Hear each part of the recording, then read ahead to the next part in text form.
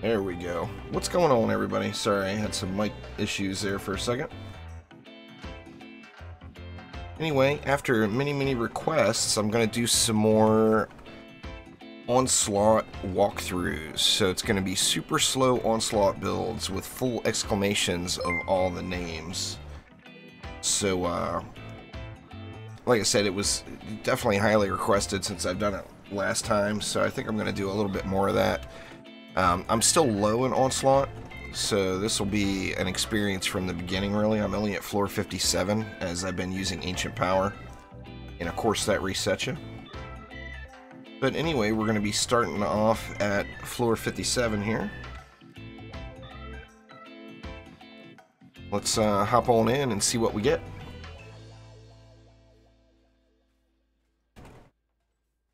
Onslaught is 100% just about taking your time, though. Look at the lanes, look at the mobs that are coming, and look at the mutators that are there. And that is what your build should be based around. What we gonna get, what we gonna get. Alright, so we got a little throne room. So always, Mcmanus ability power based, Joseph, so you would want ability power on it. Anyway, just the basics of the map. We got 1100 DU to spend, and we've got 6 lanes. So we know based off of that, we've got an average of 180 DU per lane. So I'm doing a tutorial here, guys, so there will be no one joining me today. Feel free to ask all your questions, but this is not public match day. This is tutorial day 100%. Anyway, so you know how much base DU you've got per lane, 180 per lane. So you don't have to stick to that. By all means, don't stick to that, but it gives you a general average of how many defenses you can use per lane if they were all spread evenly. Now, remember the names of every lane indicate the mobs that are present, which you can also see. So here we got Hex Whoppers. We got Cyborgs, we've got Hex Throwers, and then Whoppers, referring to the big melee monsters, the Warboars and the Orcs. Now, I'm not using any walls, and one thing that can be said, I guess I should put a relic on these reflect beams, huh? I'll just throw that on there right there, just so I have something.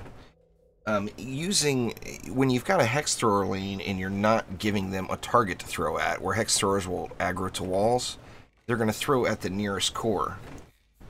So the nearest core that is in range is that window control right there, even though it's in a separate lane.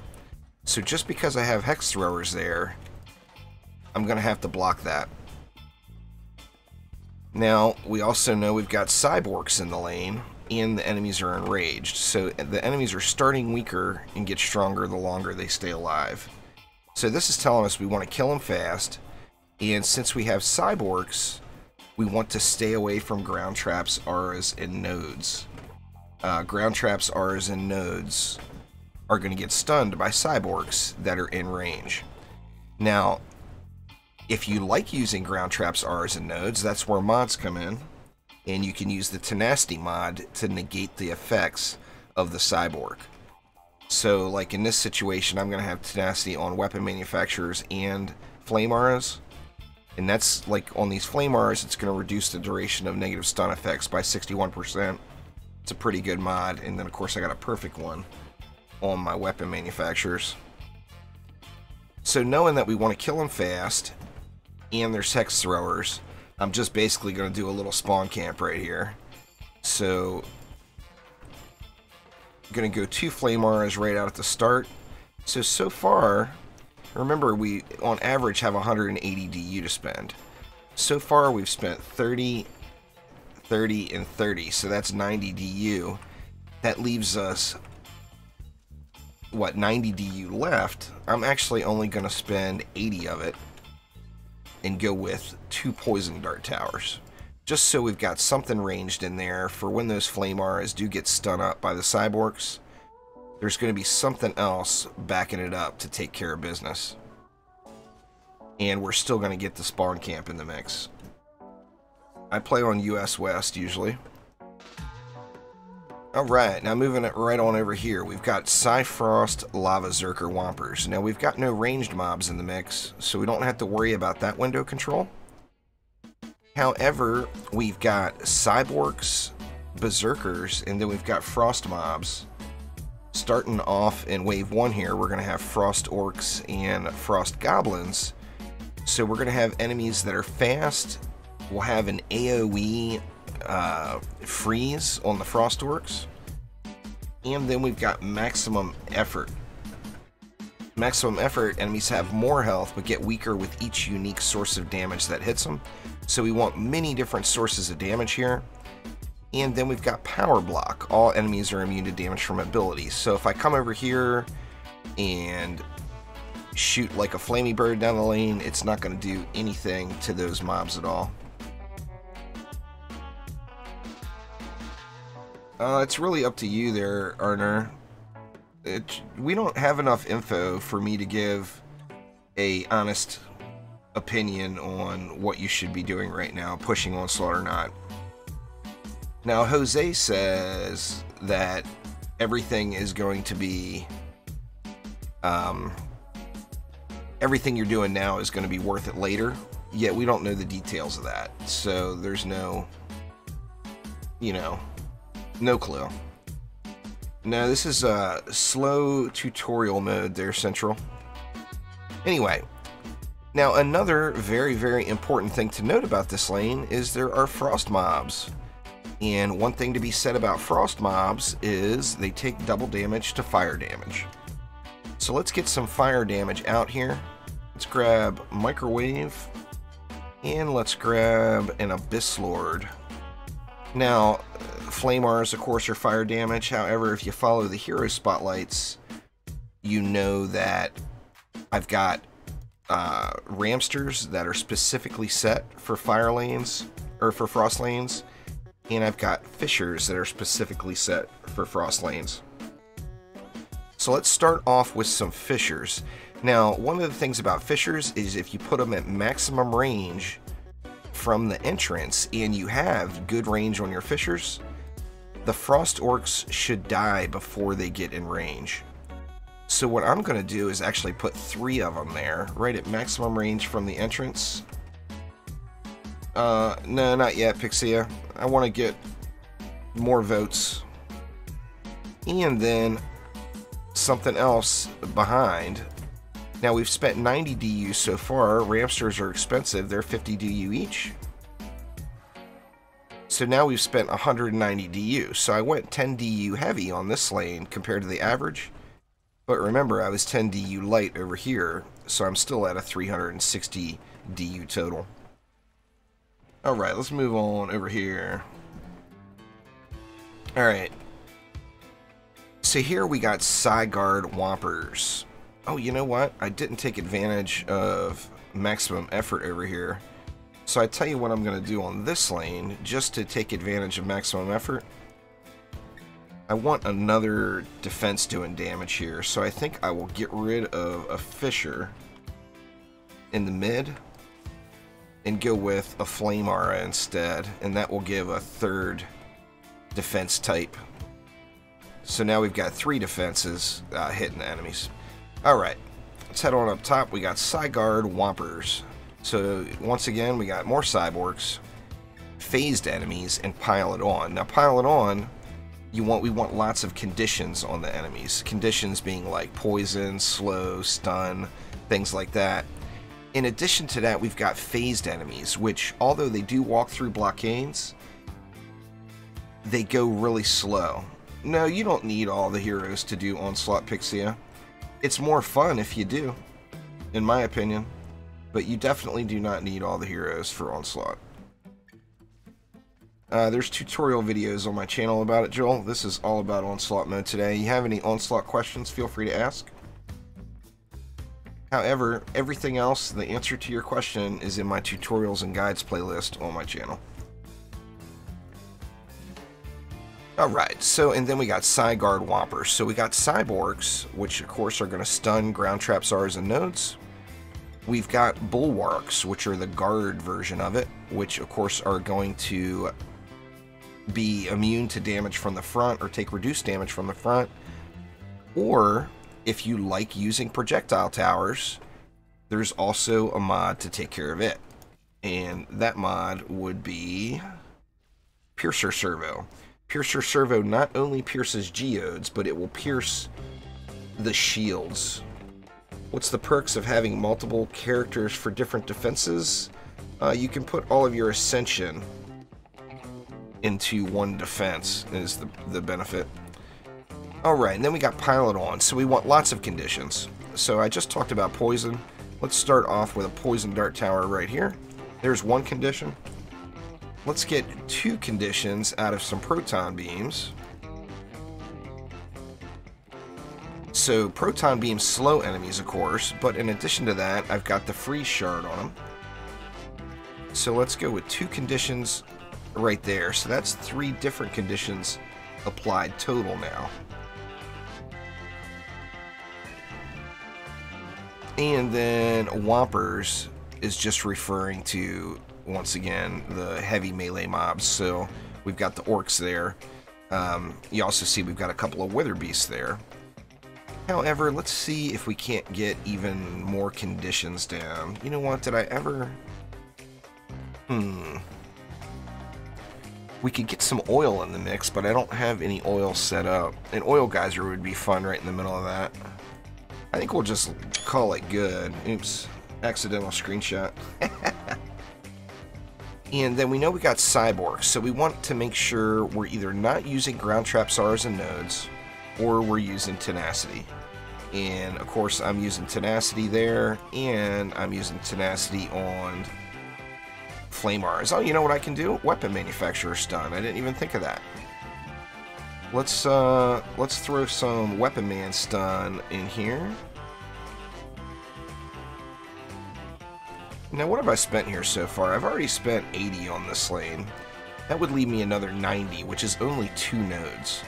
But now, I'm going to be getting another condition proc in the mix, which is the stun.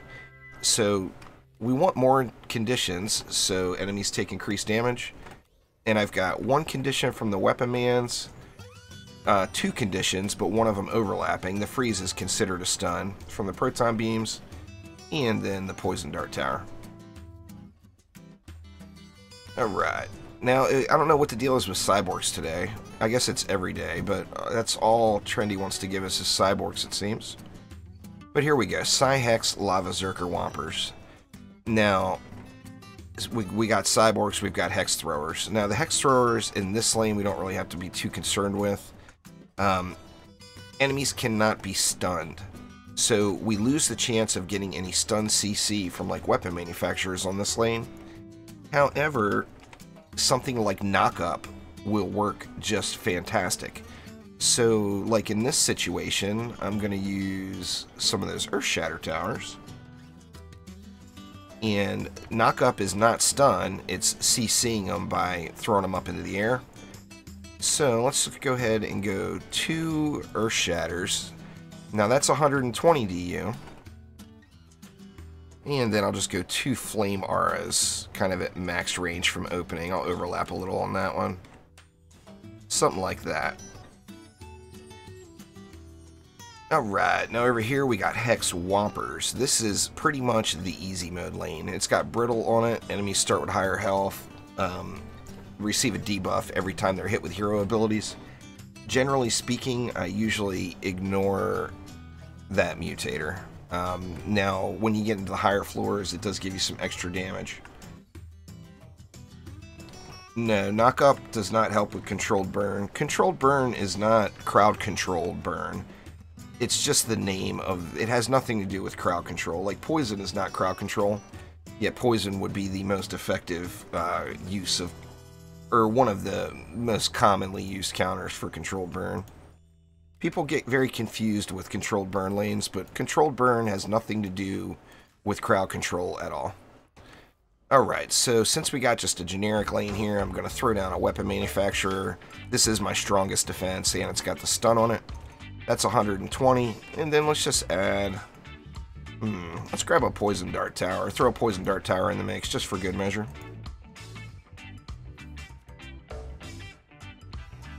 What do I think of Marcos hitting 999? I think Marcos is crazy. Alright, now with all of the savings throughout the map, it gives me 230 DU left, which is a ton, and I actually got a super easy lane here. Hex Whoppers, so I've got no Cyborgs, and I've got Proximity. Now, Proximity is like the go-to for ground traps, Rs, and nodes. So this lane is going to be pure easy mode, just a straight up wreckage just by throwing a bunch of stuff on the ground. So I'm going to go with weapon manufacturers again. That leaves me 110 DU still. I'm going to go with let's go with 2 flame auras. I mean, just to really super overkill it, we could even go, let's grab this Fisher's back. Let's throw down a Fisher here. Alright.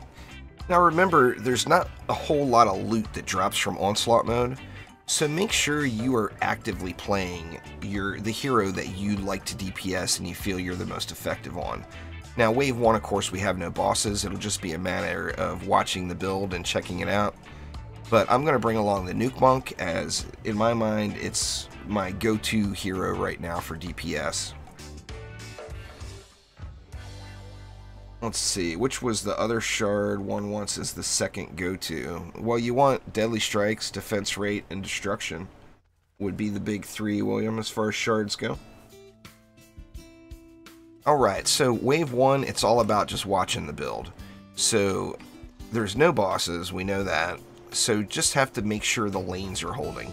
So just keep an eye out what's going on the map. If you purposely underbuilt the lane planning on DPSing it, then just make sure you're DPSing that lane and watching it. But everything is melting really quick. Now, of course, this is just floor 57. Now, we see with the Frost Orcs rolling out, they're actually just getting destroyed. The Frost Goblins are too squished. They're getting destroyed right away. The Frost Orcs are going to go down prior to making it within freeze range of those Fissures, which make, you know, those Flame Fissures, or the Frosty Fissures, just really good on Frostlands.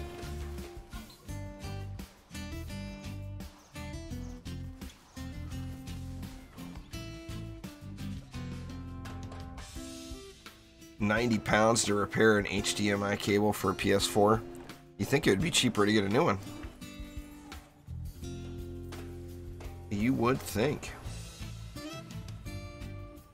You think the new boss is going to have a cannon? It's going to be piratey. Cannons are definitely piratey.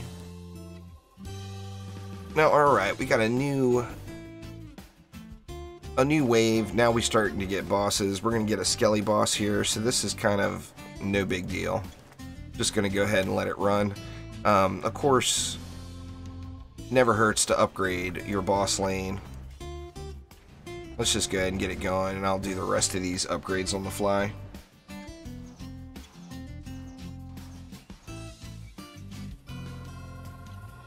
The damage from the Auras stack their kit.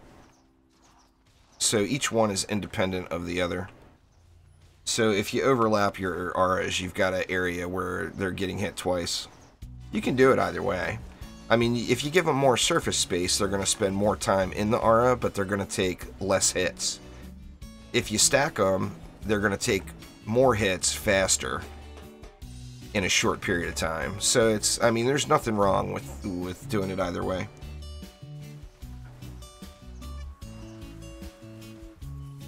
Now, I'm going to go for a couple of hours here, Central. I'd like to get to floor 60 at least today. That way I can start off the next Onslaught tutorial stream in the 60s.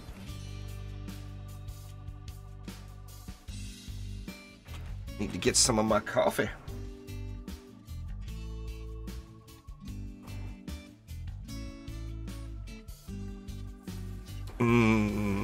Coffee. I've been playing the game a long time, Vash, so lots and lots and lots.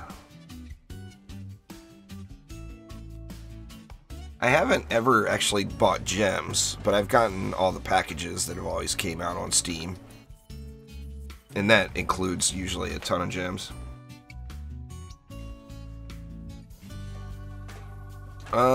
Some of them got decent reviews there, Kai-Pai. Now, I don't know from personal experience, but I have read some different reviews on them. Alright, so we got another boss again, this time moving over to this lane, and we got the Tuskar.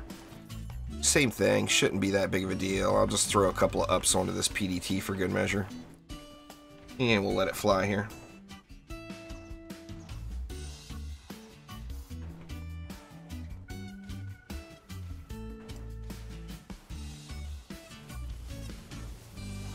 Did want to check this knock-up lane over here. I would assume it's probably wrecking it. My Earth Shatters are pretty strong.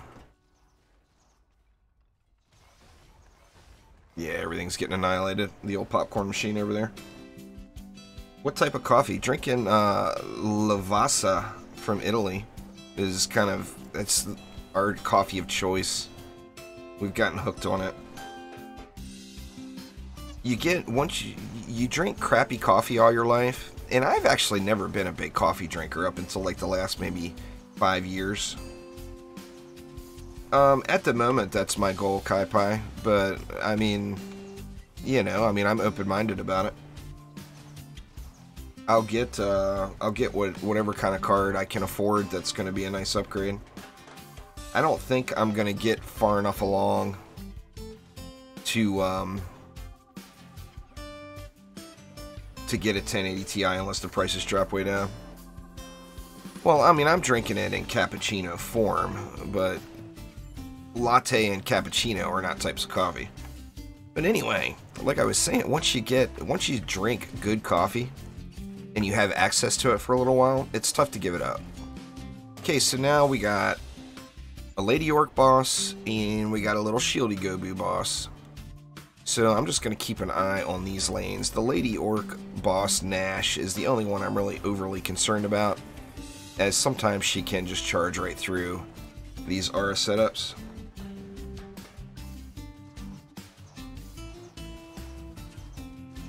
Well, not just that, but the flavor and everything there, William. I've got friends and family in Italy, and I don't know, it's probably been 10 years ago at least, 15 years ago. They sent us a little package for Christmas, and it had some coffee in it, and it was just the most incredible coffee that I've ever had. So we started looking for it again after that, and now it's all we drink pretty much. No, we don't know when the next update's coming yet, CP. We don't know info yet. It's not coming next week. We know that for sure.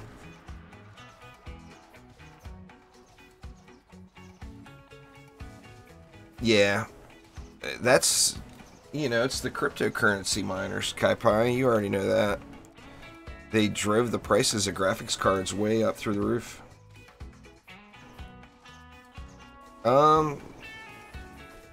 Whatever is more fun to you, Shrimp King. You're at 210 stars. You got Mass Destruction and Vicious Strikes already. So, I mean, you're going to be in pretty good shape.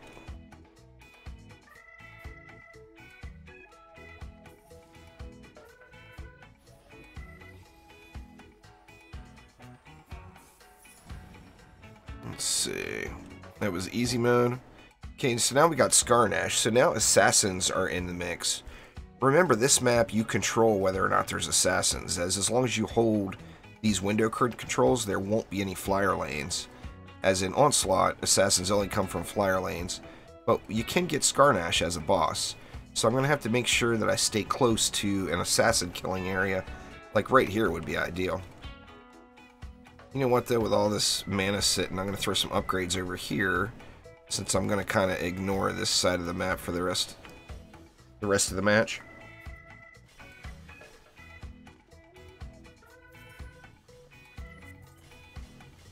Alright, we're looking pretty good here, right?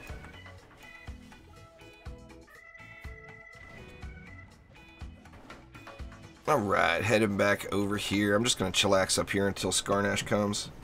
Did I ever play Darkest Dungeon? You know, I haven't, Bateman. I think I actually have it, but I've never played it.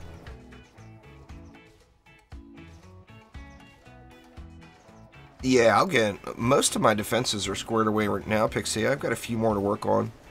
I still got to get a volcano dialed in. Jozo, thank you so much. I do appreciate it a ton. So awesome. I do appreciate you. Yeah, I've got a PS4 there, Central.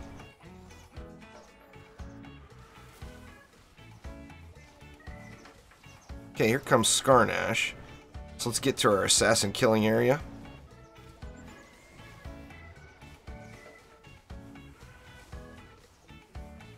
Looks like Streamlabs is lagging away.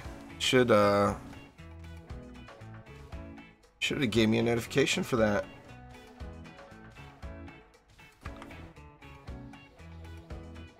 But anyway, thank you so much, Jozo. Really, really do appreciate you. Alright, and there we go. Is the end. Now, we'll run through. Like I said, I'm going to do more of these, as people seem to like them. And I like doing them. You know, I don't have to always just super rush grind. It's nice playing the game and enjoying it. There we go. Thank you once again, Jozo. You are the best. I already answered you there, Arner. It's up to you, really. You're not going to lose progress. It's up to you to do either or. Whichever you're having more fun with is what you should do.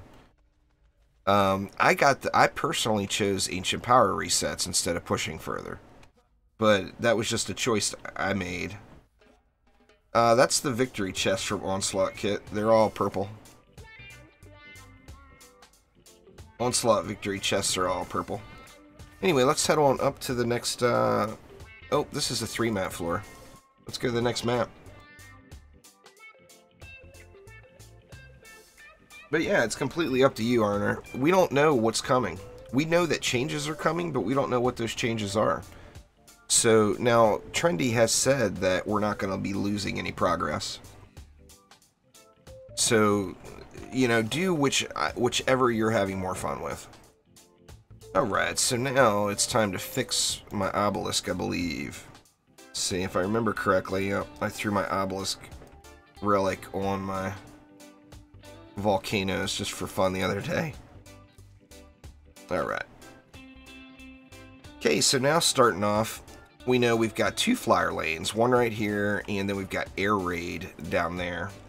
Now, I personally, all floors after 60 are 3 maps, Sir Shrimp. Nah, there's no in-game rewards past floor 114, Jalen. That's the highest reward you get. You get higher power with Ancient Power resets, but there's no additional rewards. I think they might make him one. I think making him one would be the right thing to do. You put that much time in, you know. Anyway, now I personally always look at flyer lanes first. Now in these flyer lanes we have Spellbreaker, which enemies take reduced magic damage. Now I personally do not have Hailstorm Towers set up yet. However, Hailstorm Towers are physical damage, so I'm going to have to build against that mutator. Which being, since it's only floor 57, shouldn't be a problem. Another important thing to note about that lane is we know we've got EMPs. They're going to dive bomb the very closest tower. But then we've got zappers. Now, the little lightning bugs take double damage from earth damage sources. Now, I'm not going to use any earth damage, but if you are having a problem with zappers, they will take double damage from earth damage sources. Now, what I'm going to do is I'm just going to kind of muscle through that flyer lane. I'm going to throw an Obelisk here that's going to give me some damage, but it's also going to soak up that EMP shot. And then I'm just going to throw down a Skyguard. So, kind of generic, but just going to do it up. Okay, and then we got Geo-Hex Zerker Throwers with Long Shot. Now, Long Shot, of course, the further a source of damage is from an enemy, the more damage it deals. So when you've got Long Shot... No, I never said that, Silence. You misunderstood something I said. You have a greater chance of getting it because there's more loot.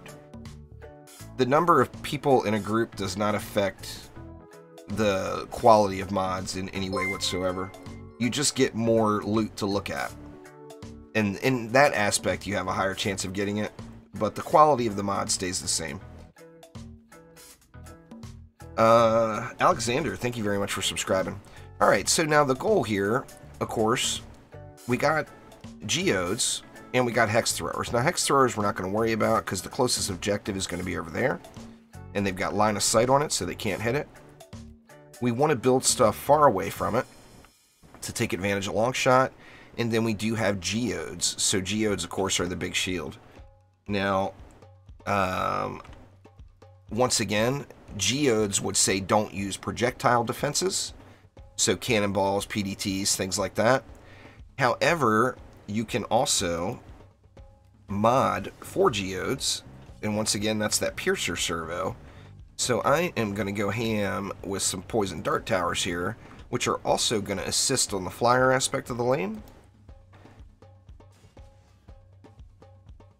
Let's see, and the Obelisk is far enough forward where it's still the closest tower.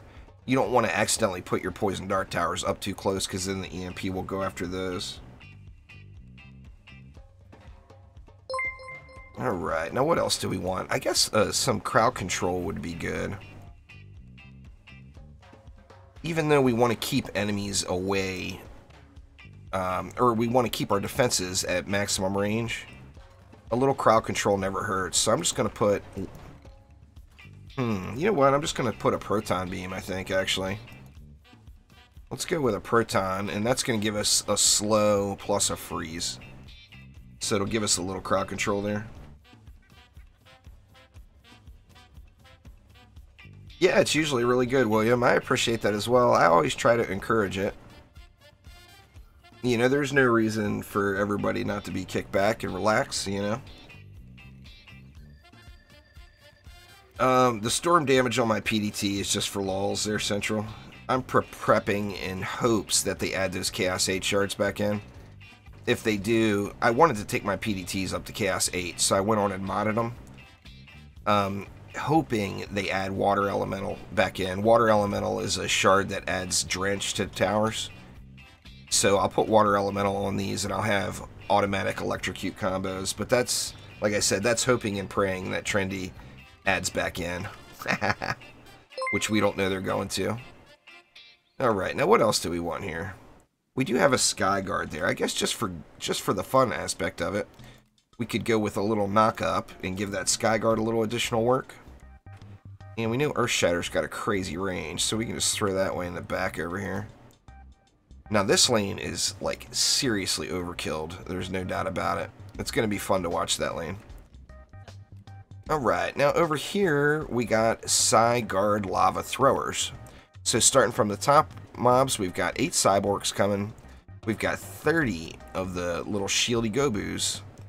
Then we've got some throwers. We've got some Javelin Throwers.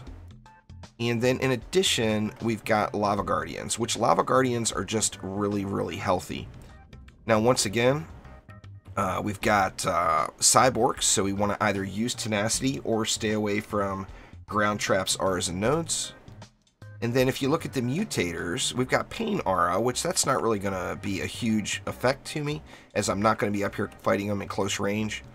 But we do have Lethargic. Enemies start stronger, but they get weaker the longer they live. So in this situation, there's no benefit to a straight-up spawn camp up here. Now, I do have the Javelin Throwers, so I don't want them making it too close down in case they get any crazy ideas about the core over here. So I do want to kill them on this side of the lane, but there's no reason to kill them right up front, as the longer they're around, the weaker they're going to be. So what I'm going to do, let's go back to a Poison Dart Tower again.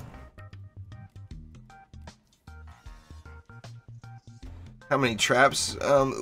Pretty much the more defenses you have geared, the more options you have, Ragnarok.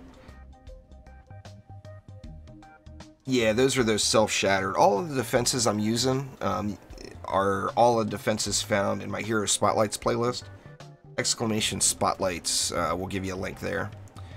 Anyway, we're going to throw a Poison Dart Tower back here to let some poison damage back up. The only thing I really need to pay attention to here is that Lava Guardian, as Lava Guardians are tough, and sometimes they can just make their way around. And then, of course, as I mentioned, there's no reason to spawn kill them, so I'm going to put some weapon manufacturers way back here, and we're just going to go with one poison dart tower and a weapon manufacturer on this lane right here, and I think that should handle it. My weapon manufacturers, of course, have tenacity, so I'm not worried about the Cyborg at all. Alright, now here we got a good lane. Cyfrost Vanguard Whoppers. So we've got Cyborgs, so you want to either be at maximum range of the Cyborgs using ground traps, Rs, and nodes, use tenacity, or don't use ground traps, Rs, and nodes. That's really the three options with Cyborgs. We've got the Shieldy Gobus, so we want either the Piercer mod or not use projectile towers from the front. And then we've got some Frost mobs, including Frost Orcs. Now, we remember on that last map, I've got those anti-Frost Orc fissures set up. So I'm going to go ahead and put those back into play for this map to take care of the Frosties. And let's go with, we want them at maximum range, so I'm actually going to put them, way over here,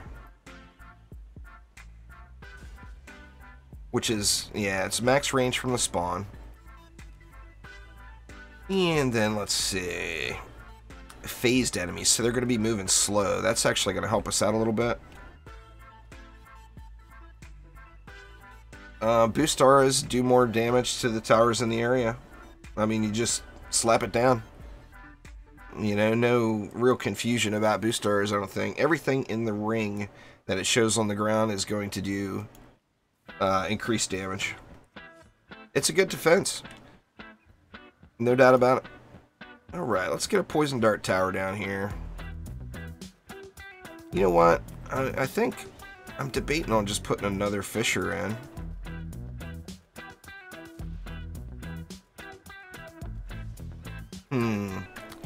You know what, just to mix it up a little, let's go with a Flame Aura too. I've got Tenacity on the Flame Aura, so it's going to get frozen up by the Cyborgs, because I do not have the range big enough on it. Or, pardon me, it's going to get frozen up by the Frost Orcs. However, the Cyborgs shouldn't be an issue with the Tenacity. I'm going to call it good there on that lane. Drop chances of high quality mods are extremely low. There is no public drop chance, or published drop chance. No one knows what the chance is. I can tell you in probably 1,000 hours of play since the mods were released into the game, I've gotten very, very few of them. So the drop chance is insanely low. Alright, now here we've got Air Raid. So we've got the full selection of air mobs. We got, starting at the top, we've got some Wyverns, we're going to have an EMP Cobalt, we're going to have Lightning Bugs, pardon me, and then we're going to have a Cobalt Flyer. Now, one of the easiest ways to deal with flyers on this lane is you can put a Flame Aura right up top here, and then Cyborgs or anything hitting the lane are not going to CC it. Now, if this was a Frost Orc lane, that Aura would be too close to deal with, or the Frost Orcs would freeze it. Nice blitz. Alright, now we've got Bullet Sponge also. Now that's the reason I used a Poison Dart Tower. Bullet Sponge gives a projectile shield, and any non-projectile damage will wipe the Bullet Sponge off. So I'm using a Poison Dart Tower because as soon as the poison ticks once, the Bullet Sponge will be gone. In addition to that, any hits from that Flame Aura up there will get rid of the Bullet Sponge as well. And then I'm going to stun these flyers while stunning the lane, the ground lane as well. Now these mobs are enraged, enemies start weaker, so here it is in our benefit to kill the enemies faster. And we also have Hex Throwers. Now that core, the Southeast Valve, is in range of a Hex Thrower as soon as it comes out of the spawn area. So anytime I've got Hex Throwers on this lane on this map, I always put a Reflect Beam down, just because it's better to be safe than sorry. And then once again with Cyborgs, it never hurts to have just a little more power in tower form, and just in case your stuff does get stunned. And then now I want to just train wreck this lane basically. So let's just set it up for complete devastation. Let's move that up a little bit further. I do want to get the benefit. This is, you know, there will be a boss that spawns from this lane. So I don't want to stun it inside of the objective. But I do want to get a stun hitting those flyers. So the weapon manufacturer is going to take care of that. We still got a ton of DU. So why don't we go... See, we'll go another flame aura here. And here, now remember, the only reason I'm able to use these auras and traps is because of the Tenacity Mod. If you don't have the Tenacity Mod, you would be better off building more towers. So like another PDT and a few cannons or something like that, or maybe even Ramsters. You know, the sky's the limit. You just want something classified as a tower in the back. Anyway, let's go ahead and get it started. As always, wave 1. We're just going to watch... kind of watch the lanes and see what happens. Should be sound.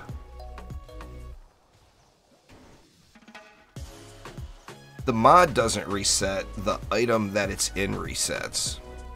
The mod quality does not change tier to tier. A 4-bar Chaos 1 mod will still be a 4-bar mod in Chaos 7. The container that it's in decides the quality. So if it's a 4-bar mod that's in, say, a medallion, that's Chaos 1, or say it's perfect. Say it's a perfect Chaos 1 mod in a medallion. If you upgrade that medallion to Chaos 7, then it's going to be a perfect mod in a Chaos 7 medallion, which is going to increase the quality of it. So yeah, I mean, if you've got a great mod that's in a low Chaos tier, it's no big deal. Just upgrade it. I personally would probably use Deadly Strikes, Boosted Power, and Destruction. If I didn't care about the range and I was putting them in a really tight area, I would probably use Destruction, Defense Crit Damage, and Boosted Power in Boost Stars. Now, in the current state of the game, Boost Stars are just... It's kind of it's an unnecessary thing. If you like building with boosts and getting big numbers out of your towers, it's very, very valid way to do so. However, remember, if you get a defense so that it's hitting for 2 million, but it's hitting mobs that have 800,000 health, that additional damage is doing you no good. That's why I personally don't use them often. I do use them, and I like them. There's nothing wrong with them. But I don't use them frequently, just as I don't think they're necessary. I mean, you don't have to hit mobs for more health than what they have, you know? Any damage you do to a mob past their maximum health is just wasted damage. So that's why you don't see me using them a ton, but they are definitely valid.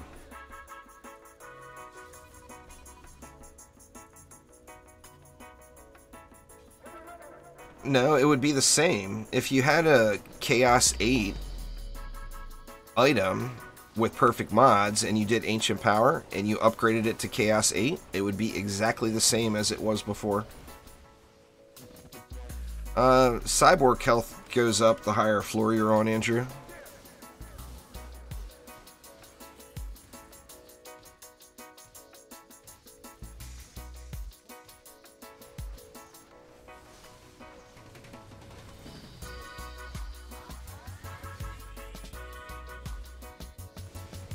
No, you would use Destruction over Vampiric Blitz. You would not use Vampiric over or you use Vampiric if you want to do it legitimately. But most people don't have Destructive Pylon, that's why I didn't mention that one. If you have Destructive Pylon, then yeah, you'd use Destructive Pylon instead of Destruction. So if you had Destructive Pylon, you'd use Destructive Pylon, Boosted Power, and Deadly Strikes. If you didn't have Destructive Pylon, then you'd use Destruction instead. But Vamp would never come into the mix, really. Unless you were happy about the tiny range. Which I personally... I use range on them. I like having... You know, a boost star gets its power based off of how many defenses are in it. The more defenses that are in it, the more benefit you're getting from it. So you want as many defenses as possible in it, you know? And of course, the bigger range, the easier it is to make that happen. I mean, you don't have to use range, but I personally do. No, now you got it easy, because the gear that you want to use in Chaos 7 Lime is the gear that you would use in Mastery. The game changed. It used to be a crit-based game. Now it's not. Now it's a power-based game. So hero damage, defense power, they're all very, very strong. Ability power. It used to be where you didn't care about how much its regular shot was, because all your damage was coming from crits. And that is no longer the case. So yeah, now Mastery is way easier. No special sharding required. You can use the same shards you're using in Chaos 7 and Mastery. Health Pylon only works on blockades. There's silence.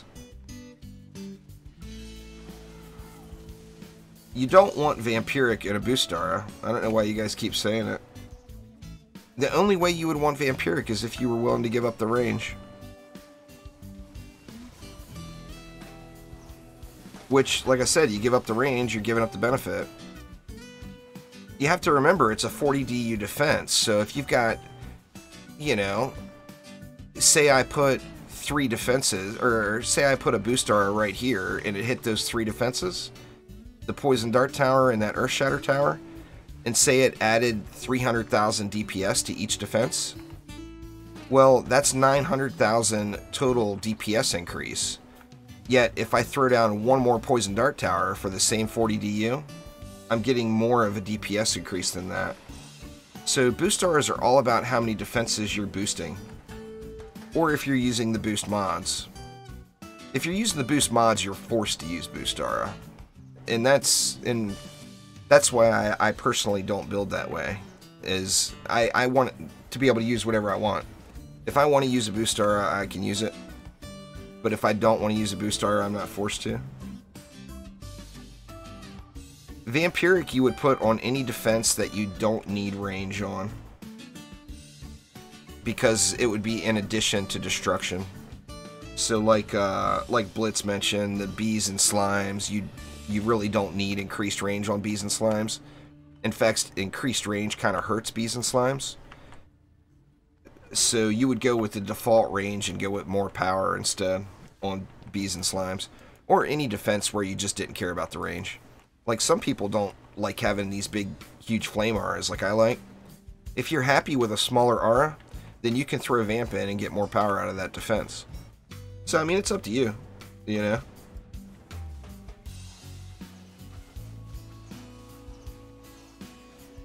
A range mod itself will not get you anywhere near close to the cap on any defense except a Poison Dart Tower.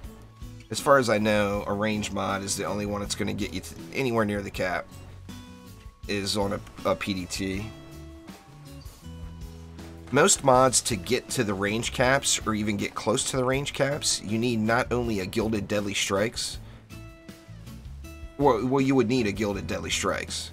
There's exceptions to that, but if you only have Deadly Strikes, a lot of times your range is going to be a little shorter than you want, and you would want a Shard and a mod.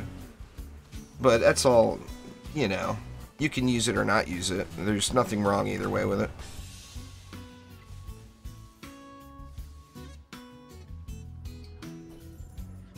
It's an option, Joel. It's a your call sort of thing. Whether or not you use Ancient Power is an optional system in the game. Whether or not you use it is completely up to you. Just don't consider using Ancient Power unless you plan on doing it over and over and over again. I'm not going to play any Warframe on this stream there, Nightcore. I generally don't change games on streams. I just play one game the whole time. I'm going to play some Warframe today. I like Frost the best. I've got Mirage Prime is cooking up right now, being crafted. I'm anxious to get that one out. I've had really good luck cracking open relics in that game, but I've also done a ton of them. Alright, so now what do we got for bosses? I haven't looked at the bosses this whole time, but the smart thing to do every wave is look at your bosses. We got a Skelly here.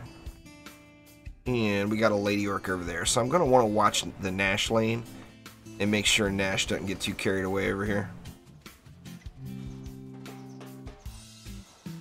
You can do exclamation FA in chat there, FDV. You've got options on Flame Auras. If you want to use Flame Auras on Cyborg lanes, then you're going to need the Tenacity Shard, or Tenacity Mod. As far as Shards go, Destruction, Deadly Strikes, and Defense Rate is what I use. I actually have Mass Destruction on mine.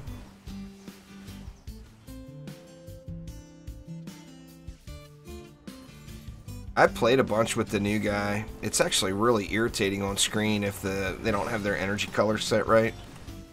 The people that change their energy color to gold are just...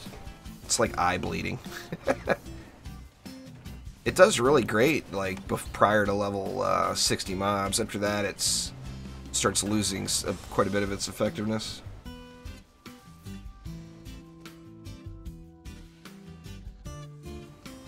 Just a regular old weapon. Any old weapon will do there, Black Fox. You don't need a special weapon for your Abyss Lord. Get whichever one you like, you know?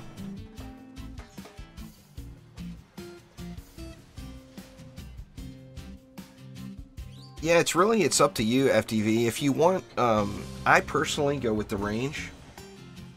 However, the Encroaching Flame one or Vampiric Empowerment would be great choices if you didn't want the range.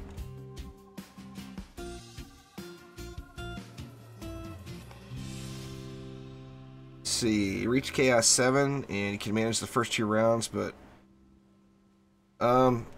Flame Auras and Walls do really, really well. Chris, in Chaos 7. It's a choice, FTV. It's, do you want more power or do you want more range? I personally want to hit the mobs twice. You know, yeah, there's nothing wrong either way. If you want more power, you use Vampiric. If you want more range, you use Deadly. So it's completely up to you. They both work, you know? They both work all the way into the hundreds of floors. So it's whatever you want to do. Like, I asked myself, do I want to hit something once for 1.5 million? Or do I want to hit it twice for 2 million? Or do I want to hit it twice for 1 million each, which is 2 million a pop? So, I mean, the DPS would be greater in a small amount of area, but with slightly lower DPS, you're getting in more shots. So, I mean, it's just a playstyle choice. Either way. Anyway, here we are in the temple. Let's walk through the temple here. I always start right here. The best thing you can do in the Lost Temple is pick a way that you build and always go around the map in that fashion, as it is easy to miss lanes on this map, no doubt. Alright, so let's start off right up top. We got EMP Camis, which means we've got EMP Cyborg, or EMP Kobolds, and we've got regular Kobold Flyers, as they're the Kamikazes. The Dargans are just referring to the Wyverns, or Wyverns, or Dragons, whatever you want to call them. Their proper name is Wyverns. And then we've got Brittle. Brittle I'm just going to ignore. However, having something for the EMP to dive bomb would definitely be a good thing, so I'm going to do the little Obelisk trick like I did on last map. And let's just throw an Obelisk right up front here and give the EMPs a nice target to dive bomb into that's got high health. For those wondering, the reason I use the Obelisk is the smite damage on the Obelisk is actually map wide. So don't look at the fire damage on it, look at the smite damage, and as you see, it hits like an absolute truck too. Then, let's look at the main lane. We've got Longshot, Psy-Hex, Zerker Throwers. The Throwers, and the Hex Throwers, Javelin Throwers, we're not going to worry about, as the core is way over there. They're way out of range. Longshot, so it would be in our best interest to have some mobs at maximum range. And then we got Cyborgs, which ground traps, Rs, and nodes will get stunned unless you use Tenacity. And then we've got Lady Orcs as well. Now remember, Lady Orcs cannot be slowed, but they can be stunned. So I'm going to throw some weapon manufacturers up front just to crowd control the Lady Orcs. And then, let's see, let's throw a Poison Dart Tower in the back. And then, just for good measure, let's throw a cannon in the mix too. So the Poison Dart Tower, of course, is going to double dip, and it's going to hit the flyer lane as well, as will these cannons. So with that in mind, I'm actually going to ignore air defense on this lane. I've got an Obelisk up here to soak up the EMP shot, and I'm just going to let these Poison Dart Towers and cannons take care of the air as well. In fact, let's go just one more Poison Dart Tower just for good measure. So 2 PDTs and a cannon. Looking good. Alright, now I personally always start here and I go around the map clockwise. So like I said, it's easy to stop helping. I don't know what you're talking about, Blitz.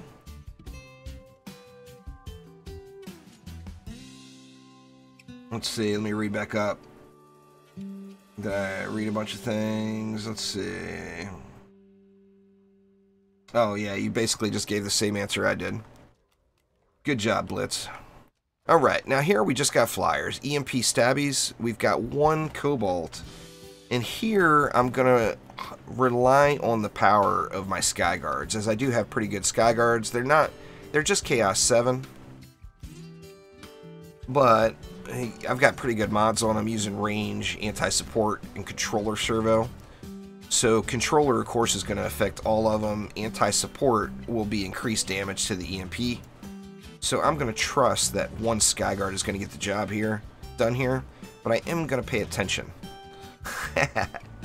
As if something happens, or if, you know, say next wave that goes to 5 EMPs, then that Skyguard's going to have a problem. Alright, now here we got Cyborg Whoppers. So we got the Cyborgs. We got the Shield Goblins, so projectiles without Piercer Servo are going to have a problem. And then we've got regular Whopper modes, and the enemies explode when killed. Now, these enemies explode when killed will damage your towers, so you don't want to have anything up close that's going to be in that explosion radius. That is a tower that could take damage from explosions.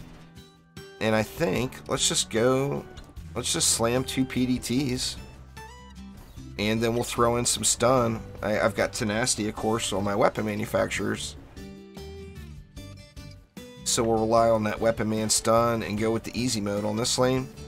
2 of the strongest defenses in the game right here. Poison Dart Towers and weapon man, so that is just going to get owned.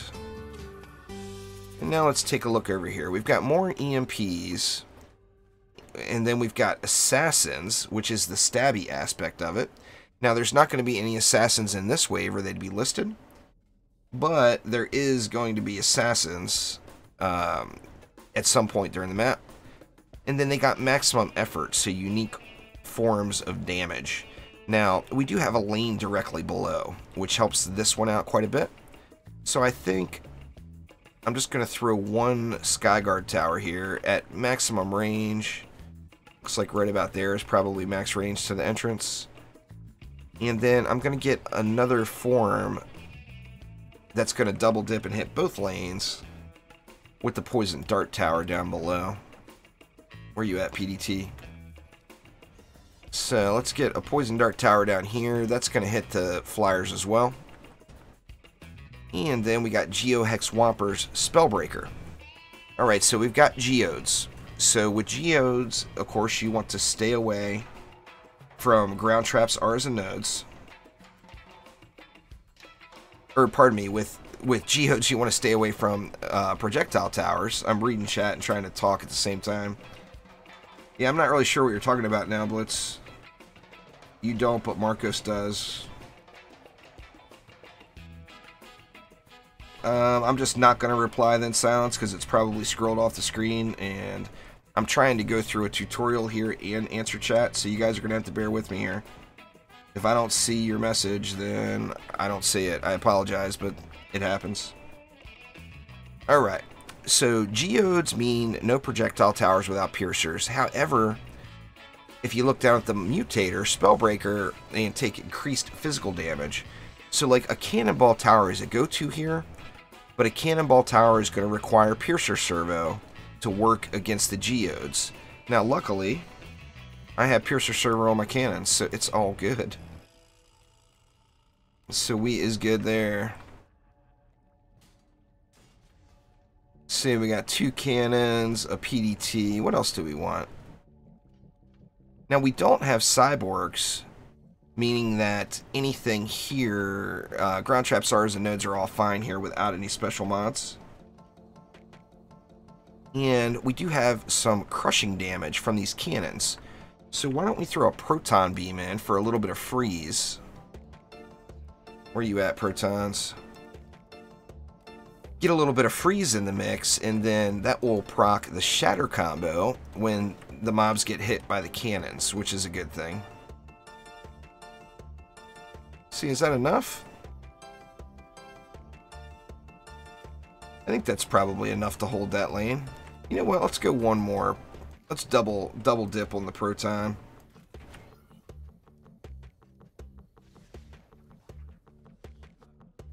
See, you don't have anyone to play with. You usually play with your brother. Nothing wrong with that. Always more fun to play games with people you know.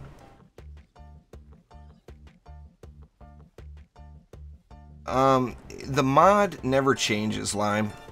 How mods work are mods have a 1 to 10 rating. A 7 out of 10 mod is always a 7 out of 10 mod. So you'll get more benefit out of a mod being in a higher chaos tiered item. The item is changing. The container that the mod is in, the tier of it is what is affecting the mod. So the mod is unchanged. A 7 out of 10 mod is always a 7 out of 10 mod. Ballistas are awesome, Soph. Definitely. Spellbreakers, you know, any physical damage for sure. I don't have my ballistas geared up, or I would love to throw a ballista right down in that mix.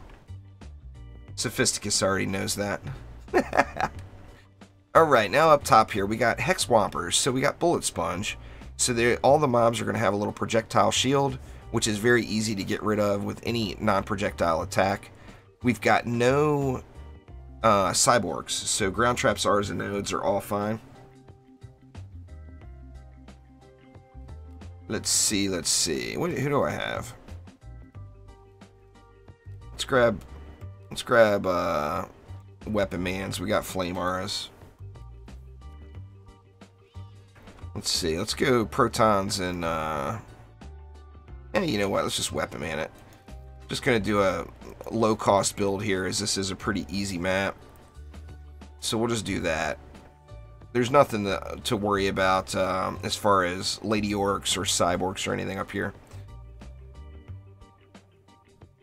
Alright. Sigard Lava Throwers. Controlled Burn. Now the biggest thing here you want to instantly look at is Controlled Burn. Now this has nothing to do with crowd control, which confuses quite a few people. What's going on there, Chaos Annex? Now, this crowd control and controlled burn are two totally different things. Now, the controlled burn requirements in a few cases are crowd control, where drenched, oiled, frozen, and stunned are all 4 forms of crowd control. Poisoned is not. However, poison seems like to be the go-to for this particular style of lane. Now, we do have Cyborgs, so we want to stay away from Ground Traps, R's, and Nodes unless we have Tenacity. And just what I did on the other lane with the Weapon Manufacturers and Poison Dart Towers is 100% the way to do this lane as well, with the builds, the setup that I have, as I'm getting stun out of the Weapon Manufacturers, which is a controlled burn modifier. And then I'm going to throw some poison down, which is another one. In fact, I'm going to go 2 PDTs just to make sure everything's getting hit. I do not have explosive poison on my PDTs. This is all tutorial stuff here, Chaos. So I'm going to be using different stuff throughout, just as says in the title. So, yeah, you can use weapon manufacturers like crazy. We all know. But this is explaining why you're doing it, not just doing it. And I've only got one lane left and a crap load of DU. We got Frost, Lava, Zerker, Whoppers. So, once again, Cyborgs and Frost Orcs. Now, there's 10 Frost Orcs. So, I'm going to bust out my Frosty Killers. It's a tutorial, Chaos. It's explaining why we're doing what we're doing. Silence, you need to listen to what I just said. Controlled burn does not say crowd controlled burn. It's just the name of the lane. It has nothing to do with crowd control. Poison is not a form of crowd control.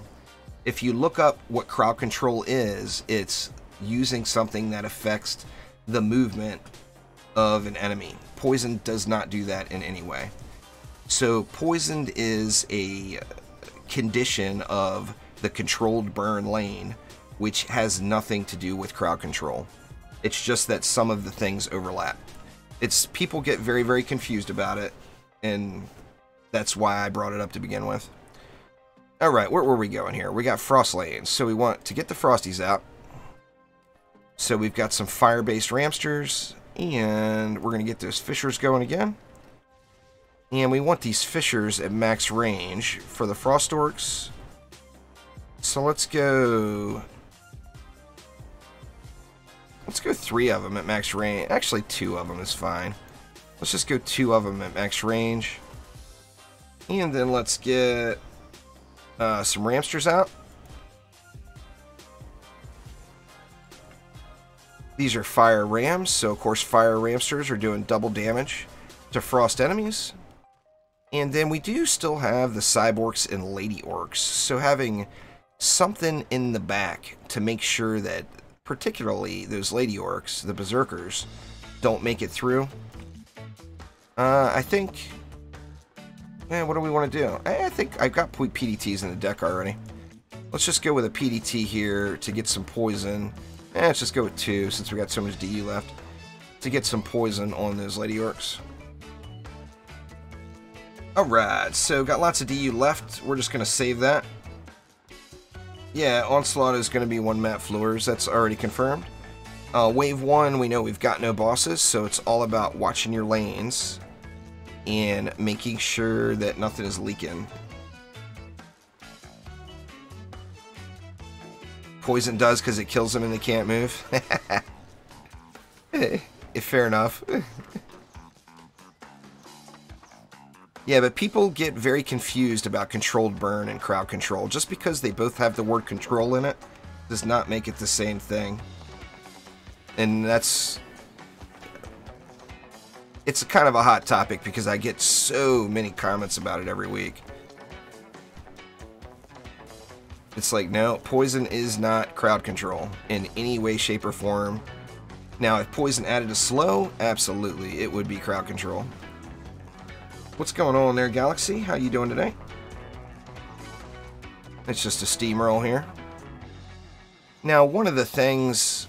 Now, of course, I've got not necessarily the best mods on every defense, but I do have decent mods on every defense. So... with mods, Onslaught mode is really just an easy mode push.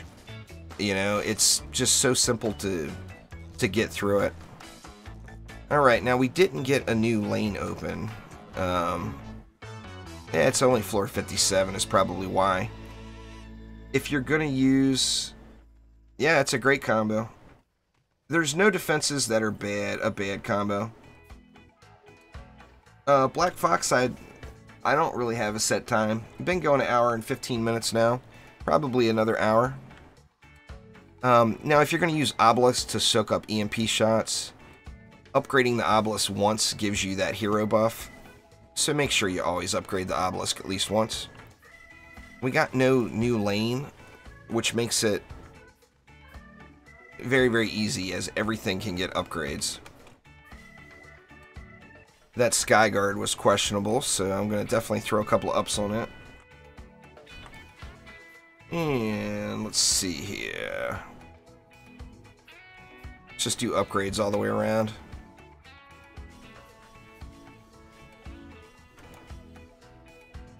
Tons and tons of mana here.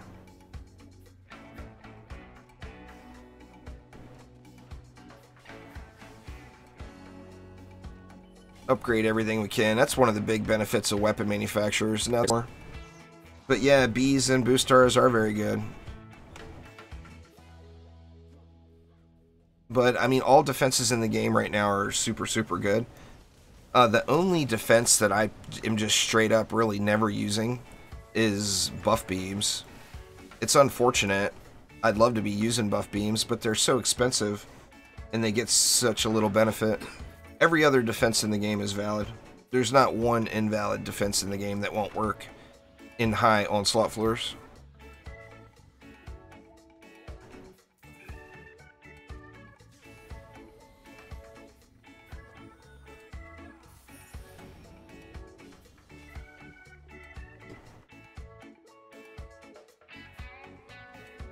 Let's see. Okay, we got a new lane down here. We got Zerker Whoppers this time. They're enraged. Enemies start weaker, so we want... This kind of makes it a little bit of a freebie, because we already got a base set up here. And the mobs are supposed to be going down the same route. Now, there is mob problems with mob pathing right now, but like this lane is one of the common problems.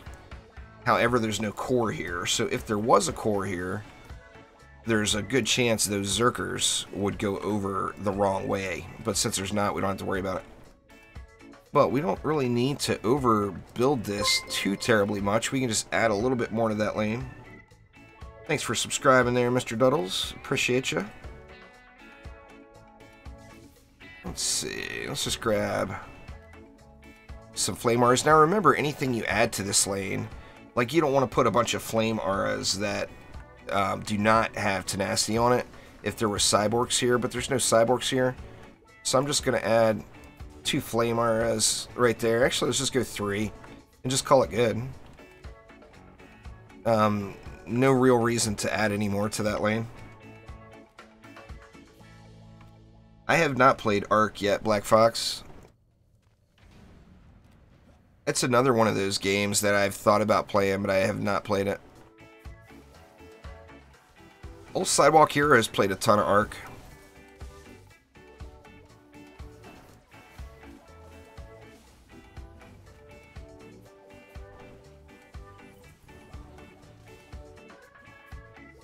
Saw I was streaming, so got some chips. Well, nice. Well, enjoy them chips, Galaxy.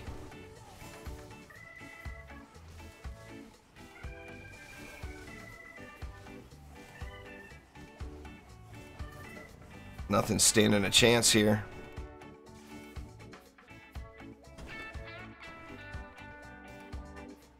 Yeah, having the proper mods, even if they're not super high quality,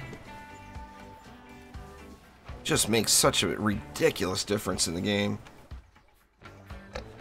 When mods were added in, the mobs themselves were not scaled up.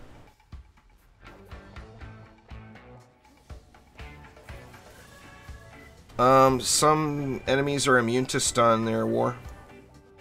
If they're immune to stun, the weapon, you know, of course they're not going to get stunned.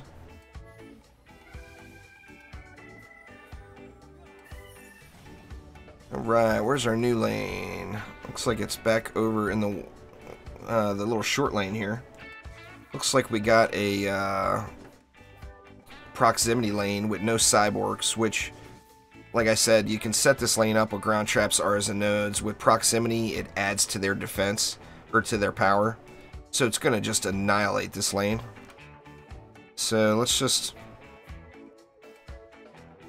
what do we want to do? We want to go 3 auras and just ignore it? I mean, Hex Throwers, the core has got line of sight on the mobs, which is helpful as well. Who else do I have in the deck without switching? I got a Lavamancer. It's a setup for frost mobs, but let's do it anyway, just because it's fun.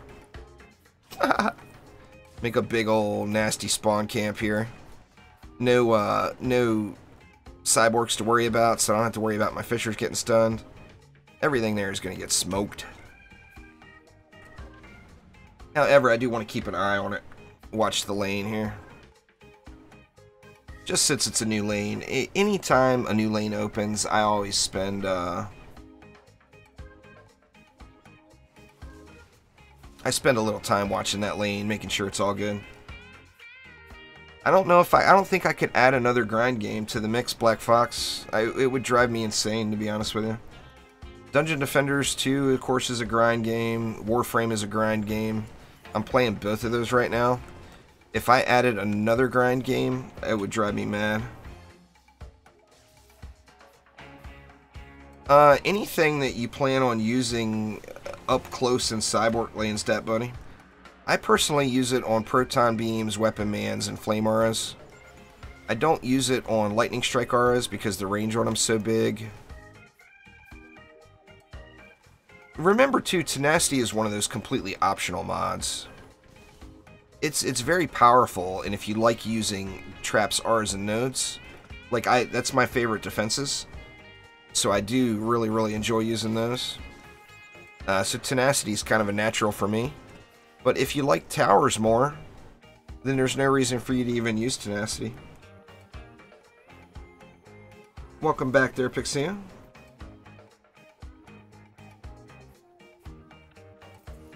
Alright, that's it for Wave 4. I'm gonna have to watch for the bosses here in Wave 5, that's for sure. Let's see what cracks open on us. Alright, we got Geo Hex Throwers right here. This basically gives us essentially another free lane that's already got a little coverage. The reason I say that is the core is way back here, so the Hex Throwers aren't going to throw at it right from there. We've got no Cyborgs. Enemies heal when dealing damage, so we want to make sure these enemies don't get a chance to hit anything. With Vampiric, the last thing you'd want to do is like throw a wall right here, because the enemies can hit the wall and heal themselves. So I think this lane we can just power through. Let's just add to what we've already got there. Let's go with another Fisher. Let's go crazy. Kitty going crazy. Good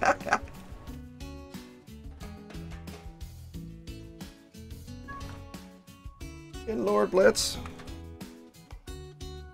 Alright, so that was Wave 5. We got this lane set up. Do we have Berserkers? I always check for Berserkers no matter what the lane comp is.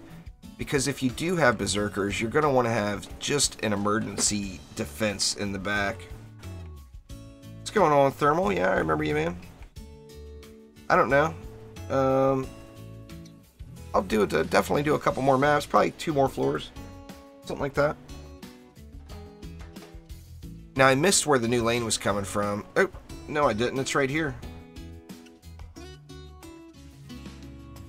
Tyler, thank you so much. Welcome to the Juicy Nation on YouTube. Got you some awesome emotes. Blitz has been at the cat. Actually, Blitz doesn't do catnip. He's weird. He's a weird kitty. You definitely want to get to C7, Galaxy. The gold will be way better in C7 than in C6. So if you're still progressing, your goal should be to get to Chaos 7, no doubt about it.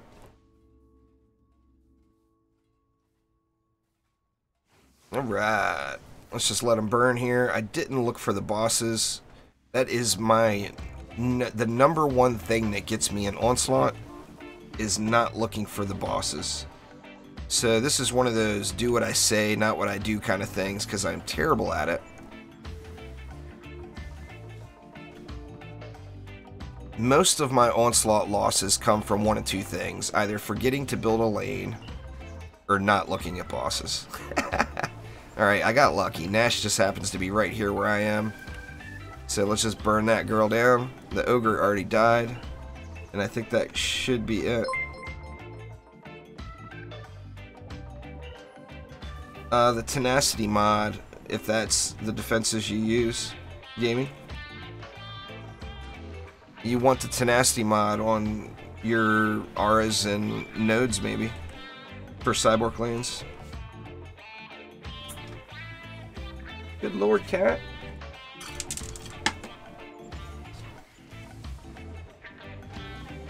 Man, Blitz ain't giving up. He going ham.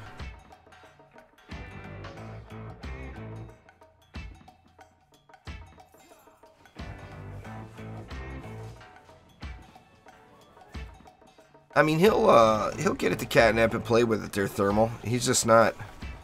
He doesn't, like, go crazy for it like some cats do. Alright. What's in the box? What's in the box?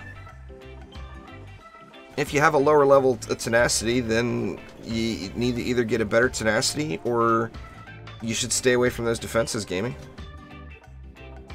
Rely on those type of lanes, rely more heavily on your original heroes. Cannonballs and poison dart towers can be very, very mean. And Earth Shatters from the Apprentice. So everybody's got those heroes for free. You know, definitely use them. Earth Shatters are ridiculous right now. Alright, let's move it right on along. I try to take it slow, but I just take for granted some things, like looking at the boss lanes. And just, you know, I'm so used to go, go, go, go. But trying to do this full-on tutorial mode so everybody has time to ask questions and all that stuff.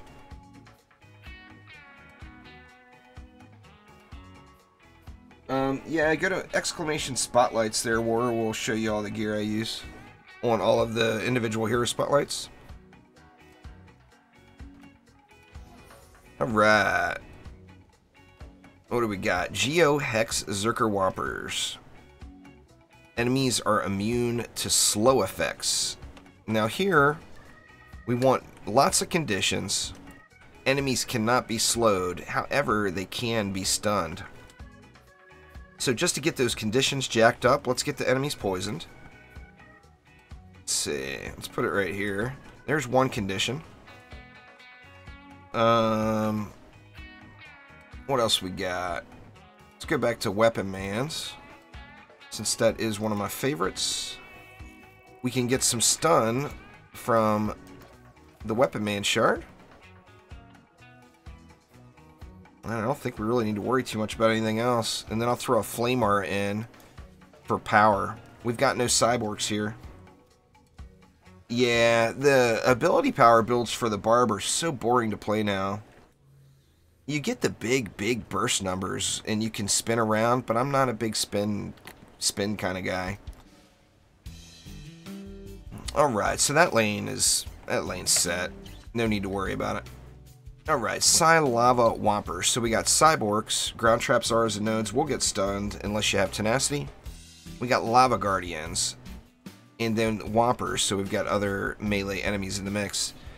Now, a lot of people are confused about Soft Spot. Soft Spot is headshots. Of course, on a Siege Roller, Soft Spot is its backside. Exclamation Mcmanus in chat there, gaming. It's all on the Hero Spotlights video. I try not to turn it into a Gear Workshop stream. So it's all right there on the channel. Now, enemies can't be stunned. So here, the Weapon Manufacturer mod is not going to do anything for me. Soft Spot is referring mainly to hero DPS. As you're shy of a Siege Roller, you can't make your defenses headshot enemies. You have to headshot them yourself. Yeah, the Shards can be a huge grind there, Galaxy. It's WM, just what I said. I won't give you fake commands. There you go. Exclamation WM will get you if Nightbot will ever catch up. There it is. Alright, so we got Cyborgs. So Ground Traps, Zars, and Nodes will get stunned. Enemies can't be stunned. So here, a nice setup would, without a doubt, be anything that slows. A Boost Aura with slow, a Proton Beam with Tenacity, and then tower it up from the backside. Rely on your towers to get the damage done. Let's really do it up here with the PDTs. We'll double PDT it. What else do we want? They can't be stunned, but they can be slowed. So let's grab the Proton Beams, because the stun won't work. but the slow will. Let's proton it up. I do have tenacity on these. Just grind the highest chaos tier you can, Papaya. It's not very good. I use it best at on my Vipers. Chaos 7 Expeditions Gaming is the best way to grind gold. You actually lose some DPS by using that mod. However, it does add poison to it, so it makes it viable in controlled burn lanes. So it's kind of a mixed... You get, you know, you get mixed benefits out of it. Alright, and then we need, just for a little bit more power, I'm just going to slap a Flame Aura right in the middle of this. Of course, I got Tenacity on it as well to counter the Cyborg. Alright, Geo throws Zerkers, but we got Armored, which is another...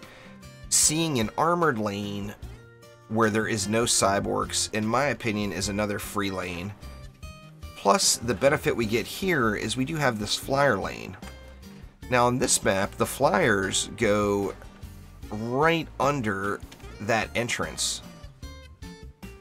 So one easy way to control the flyers is to put 2 Flame Auras up top.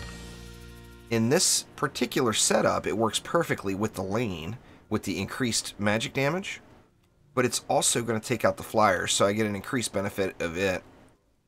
And then we got Pilot on, which, once again, we want conditions.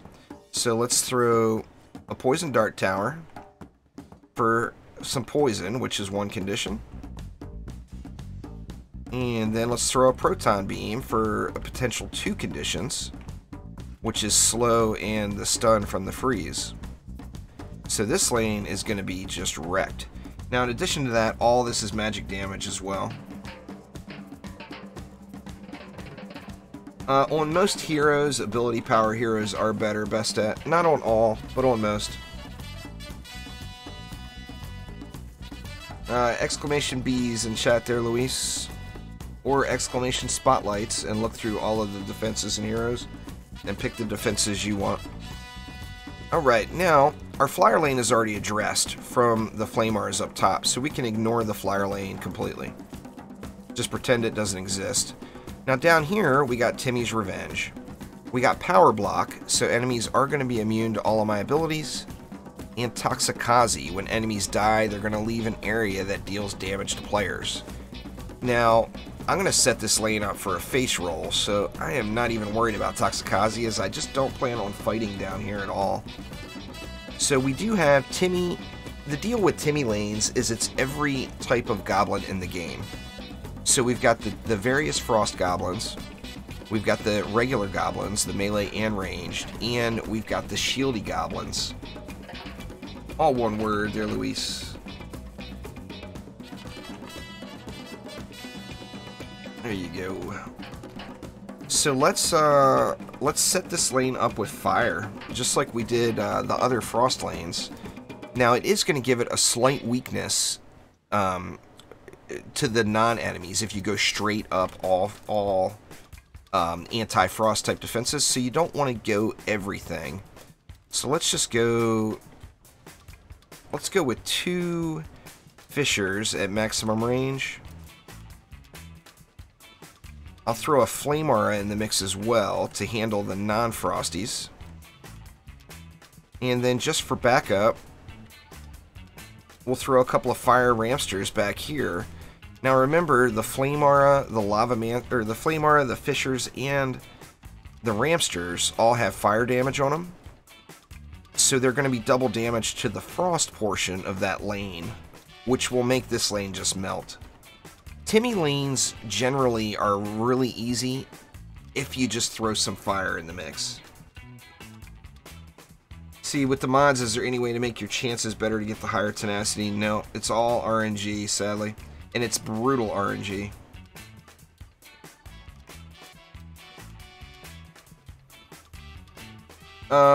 Yeah, I'll do spotlights on everything. The stuff that I don't use very often, like in your example, like blaze balloons, I'll get to those, but it's going to take a while.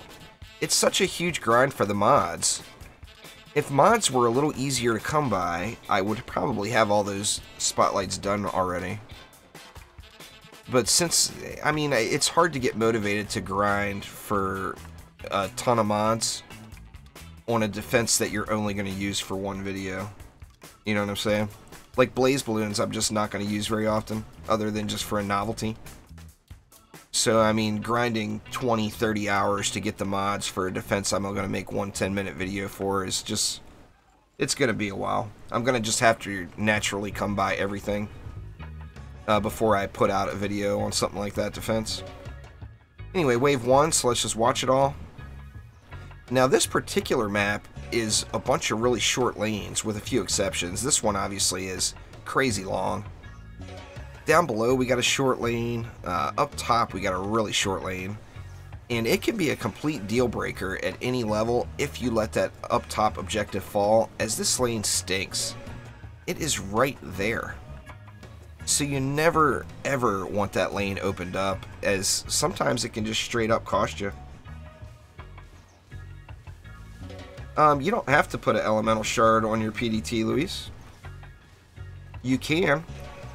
My PDTs I'm actually setting up for the future, hoping that Chaos 8 shards come back. But there's no reason to put element on Poison Dart Towers other than it looks cool. It makes it all zappy. I mean, remember, you gotta put fun first. Every defense in the game is overpowered versus the mobs we're facing. So, throw fun in the mix to make the entire grind a little less painful. You know what I'm saying? And PDTs that zap things, to me, is fun.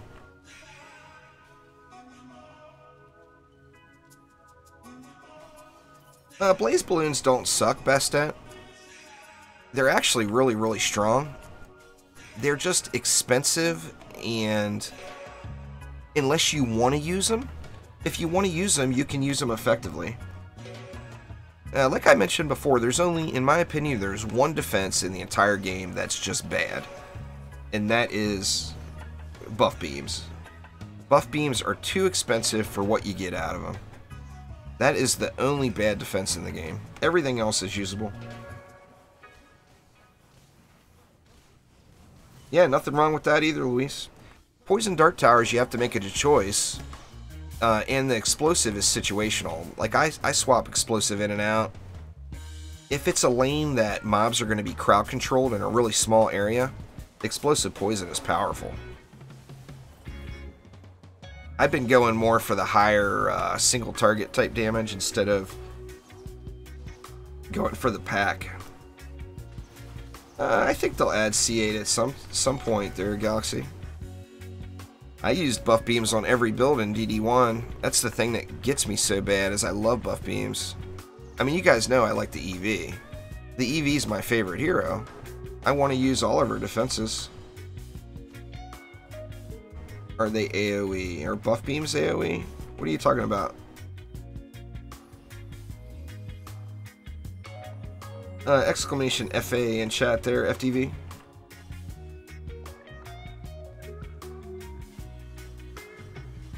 Let's see, let's upgrade these Flamars up top just to make sure that all the flyers die. Yeah, looking good. Alright, we got a Siege Rolla. So I'm probably going to have to sell that weapon manufacturer to speed the map up. Once all that's left is the Siege Roller that's left. Yep, there is no floor 1000. It's not that he can't get to it, it's that it doesn't exist. 999 is the cap. You can't go higher than floor 999. I'll never get to 999, I don't think. It's too much time. It's too much just... There's not enough good stuff to watch on Netflix.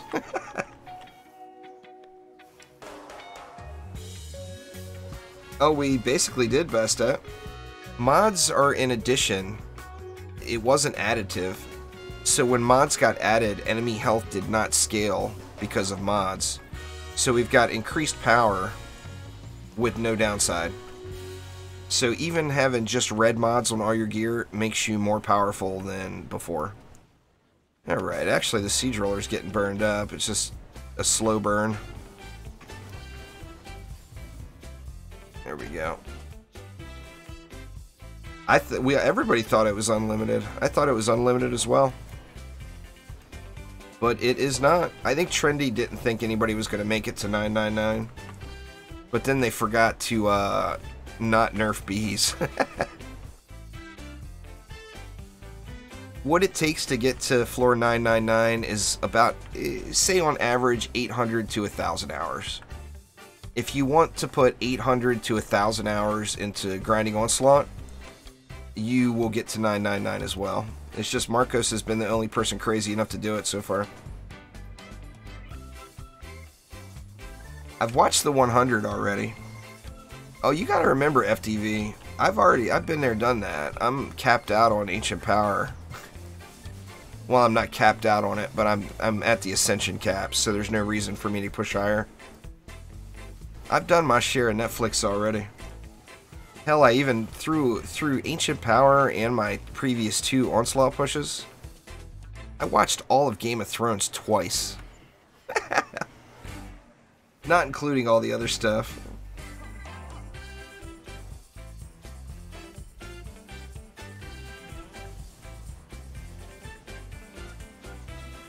Yeah, I think Trendy thought no one would get that high, and just let us believe that they never straight up said there was no limit to it.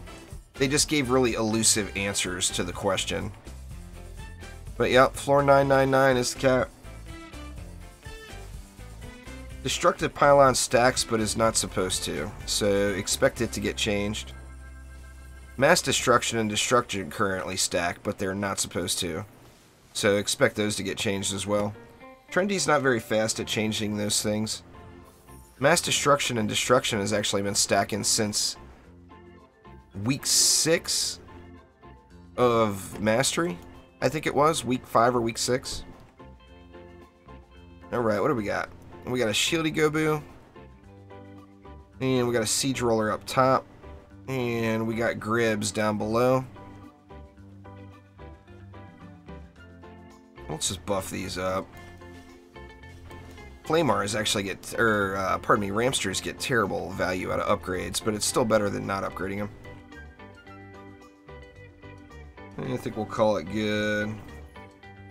Nothing wrong with that there, Luis. You got it. That's the most important thing.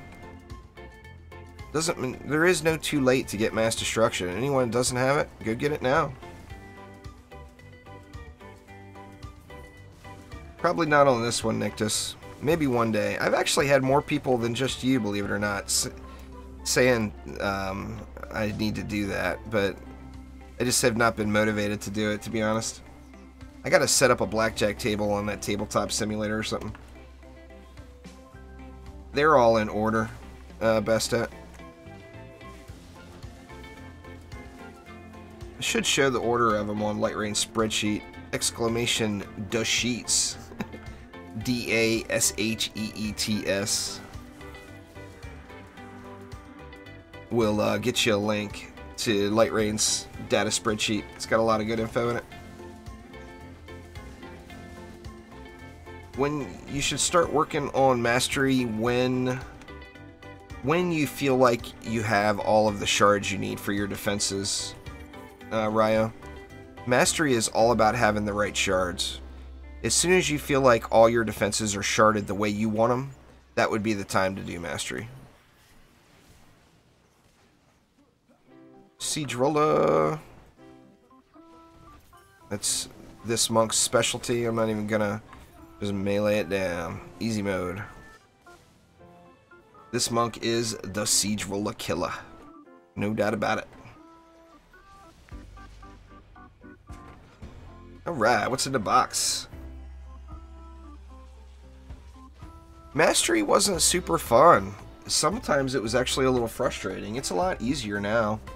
Anyone that didn't do Mastery before should definitely go back and knock it out now. I mean, I personally think you should get all of them. I debated on doing some Mastery streams, in fact. We'll have to see. Mastery has got... There's a lot of frustration involved with some of those Mastery maps.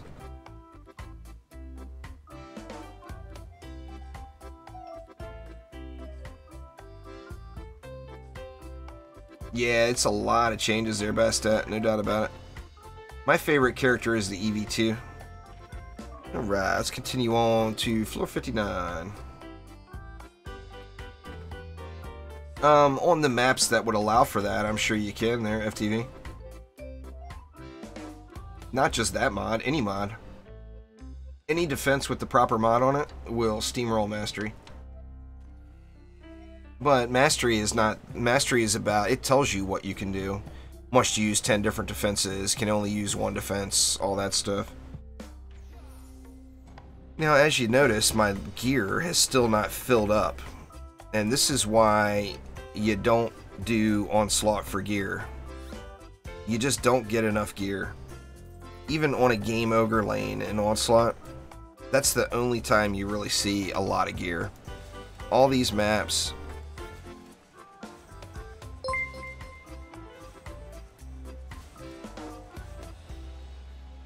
What do we got there? Don't need any of these anymore. Rodney, thank you so much for subscribing. I do appreciate you. Come on, all I need is Deadly Strikes, Destruction, and defense rate. Why will you not hook me up there, Shard Packs? Anything good? Nope.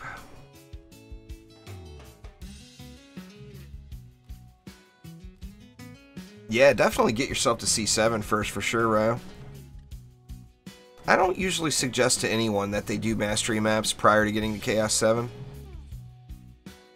The big benefit of Mastery, getting those Hyper Shards, progressing through to Chaos 7, it definitely 100% just does not need Hyper Shards. You need the regular Shards, not the Hyper Shards. So instead of spending a bunch of time on Mastery, you'd be way better served just getting up to Chaos 7 and getting the base shards you need.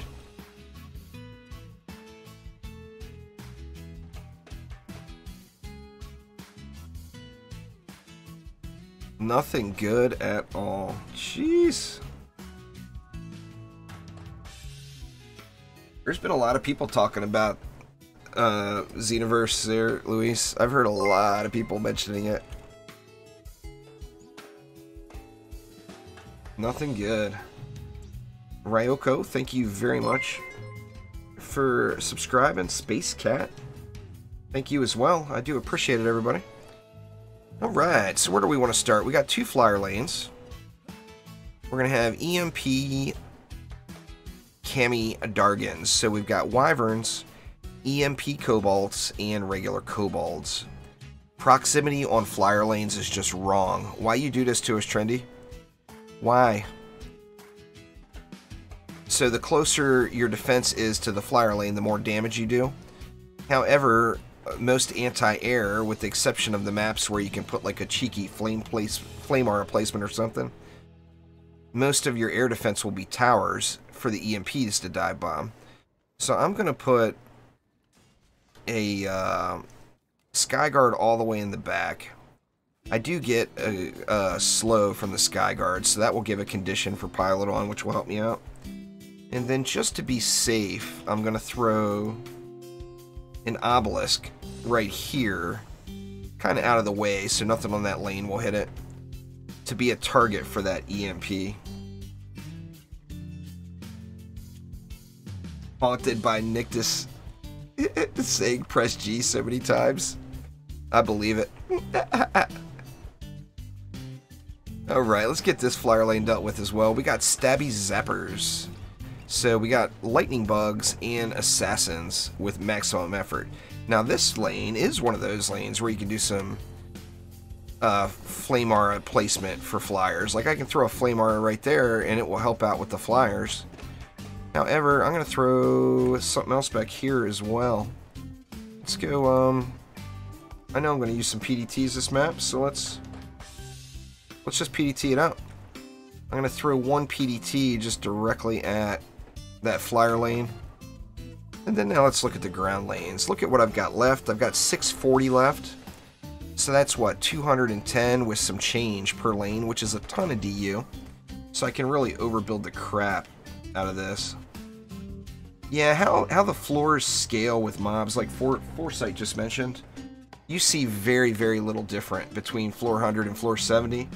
And with that being said, it's not a massive difference from floor 200 to floor 70. The mob scaling is a little bit higher. What is my favorite tower? Probably proton beams as far as my favorite defense. My favorite tower itself, I really like cannonballs, I do. Alright, so down below here we got a Lava Zerker Whopper lane. So we got no real restrictions as far as Geodes or Cyborgs. Having the name Lava in there, even though we don't have a Lava Guardian, we know we are going to have a Lava Guardian. And we've got lanes that kind of contradict themselves to an extent. We've got Longshot making it so we want to put our defenses at max range. However, Enraged means we want to kill the enemies faster. So let's get a PDT right at the spawn. That's at maximum range, so it'll be doing maximum damage. We've got no throwers, so we don't have to really worry about the core at all. Let's go, I just mentioned protons. Let's get some protons going again. Protons are not going to get the benefit, of course, out of Longshot. However, they will assist with Enraged and getting the enemies killed right away. Plus, they're going to add some crowd control into the deal. And then I'm just going to throw a couple of Flame Auras as... Once again, not going to get a benefit out of Longshot. Now, remember with Longshot, it doesn't say your defenses do less damage when they're close and more damage when they're far away. It says your defenses do more damage the further away it is. Yeah, I used the DD2 Discord there, Space Cat.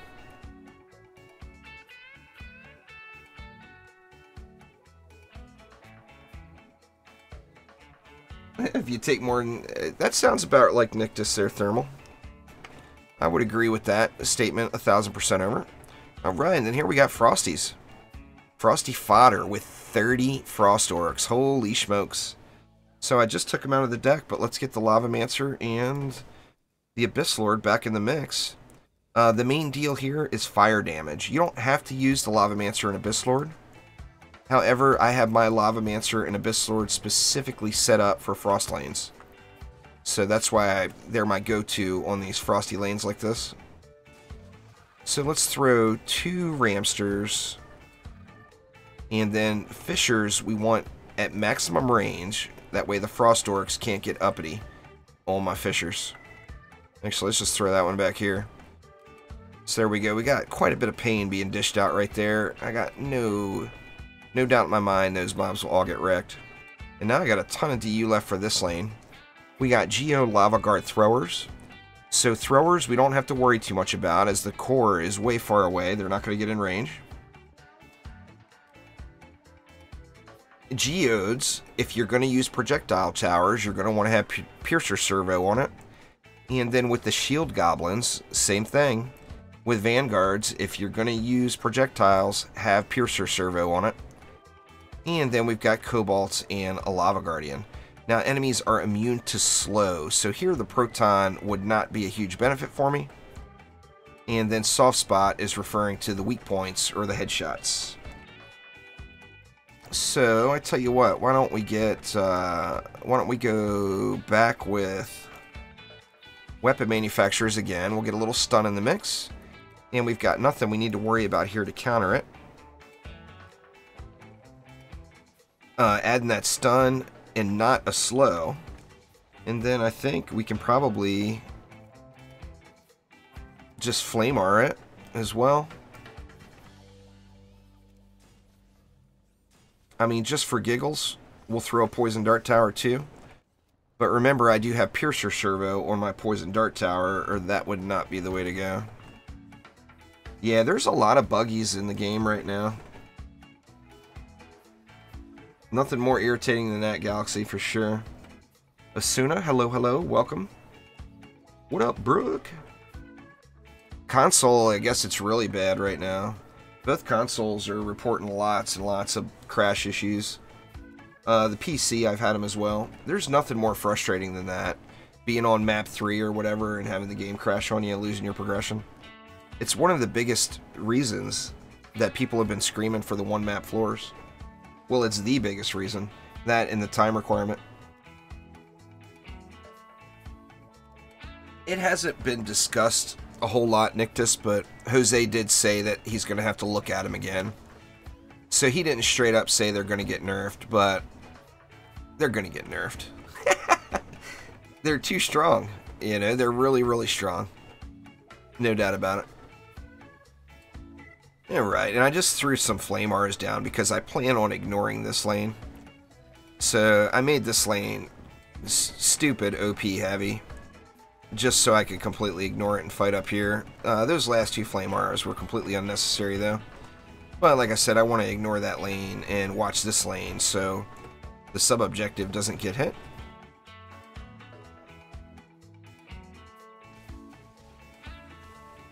It only works, currently it's only working properly with Boost Aura's Foresight. It's bugged. So if you use that mod, you have to use Boost Auras, or it's just not working right. It doesn't work with Destructive Pylon either. So if you've got the Destructive Pylon Shard, it won't work either.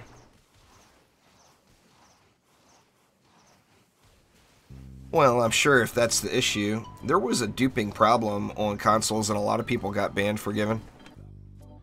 But, I mean, if it was an honest thing, he didn't play and he came back and his items got duped, all he's got to do is submit a ticket, they'll unban him. But there was questionable behavior to most of those people that got banned. And they were like 30 or 60 day bans. I don't think there were perma bans. I don't even really know exactly what the deal was with that, other than there were people exploiting the game, duplicating Chaos 8 amps. If they were duplicating Chaos 8 amps on purpose, they got banned. Oh yeah.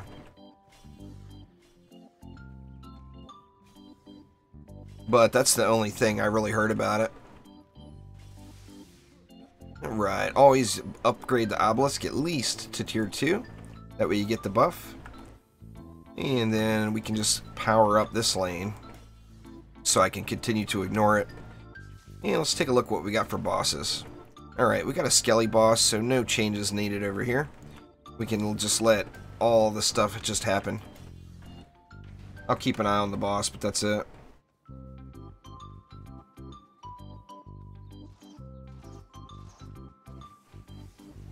The buffed towers should, buffed defense power while buffed should work with Destructive Pylon, Boost Auras, buff beams.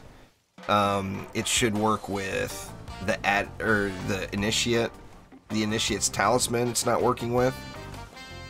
There's a lot of bugs with that particular mod. The only one that it's 100% working with all the time is Boost Auras. Well, I mean, step one would be Trendy's got login logs. If he didn't log in for a week and he came back and all his stuff got duped, they've got logs of all that. If that's really what happened, my guess is he's not telling you the whole story. And he got in the mix with that duping stuff, would be my guess. But if he legitimately didn't log in for a week, Trendy knows all that. They've got all that info. So there's nothing to prove. He just has to tell his story, and they can confirm whether it's true or not. But, I mean, if he didn't log in for a week, they've got the login file and they know.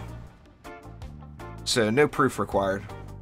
Just truth. He's just got to tell them a truthful story. Because they can check. They track everything. I mean, every time damage ticks on any mob on any map, it gets reported and is trackable from Trendy. So, I mean, they can track absolutely everything in this game. So, yeah. I mean, I've never heard of anyone getting banned illegitimately where they didn't get unbanned. Almost immediately, in fact. But his best bet will be to submit a support ticket. If you want to give him a link, just exclamation support in chat. We'll give you a link. And then after he sends a support ticket, if he sends, I would suggest sending a forum post, a private forum post to Lalta, the community manager, and putting the ticket number and saying, hey, I was banned and I was not part of the exploiting.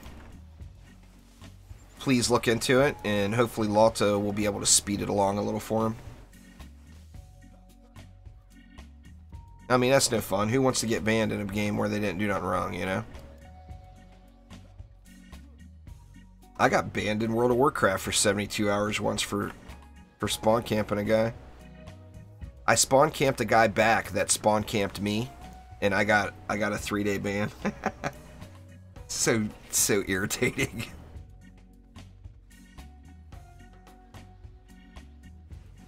It's like the dude did it to me. All I was doing was getting my paybacks, you know? That was years ago. Oh my god, I was so pissed. Alright, what do we got for bosses here? Alright, Bastille Master. The real deal has hit us. Bastille Master will destroy all your stuff. A Mcmanus Projector shot type. There's silence.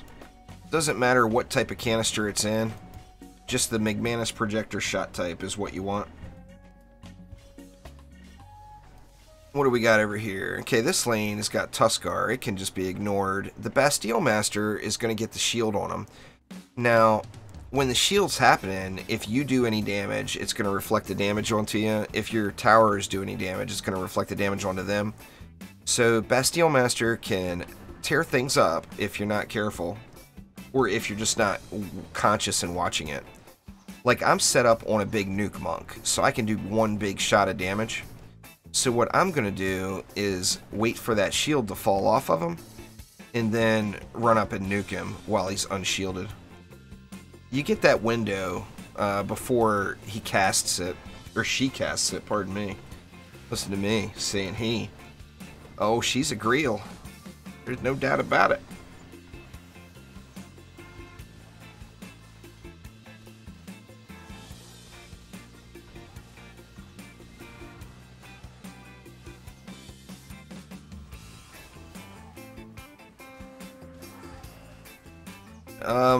On all weapons, the shot type, the number next to the shot type. Okay, let me get this Bastille Master dealt with. No shield, bam, dead. Alright. The shot type on every weapon in the game determines the attack speed of the weapon. So, like on a standard weapon for, say, a Huntress or an Apprentice, a Penta 1, Penta refers to how many projectiles it has. The 1 refers to how many shots per second. There's 2 shots per second, 2.5 shots per second, and 4 shots per second on the standard weapons.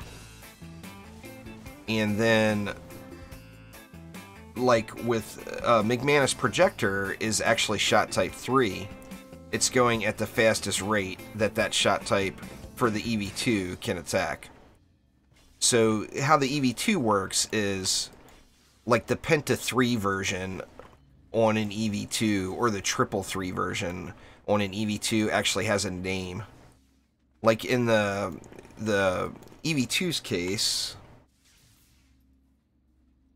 the Mcmanus Projector is essentially a triple 3. It's the fastest shot type for that type of canister, but you just want that Mcmanus Projector shot type is the main deal. Bastille is getting stuck a lot right now, Foresight. Oh, what happened? The music stopped on me. Let's see here.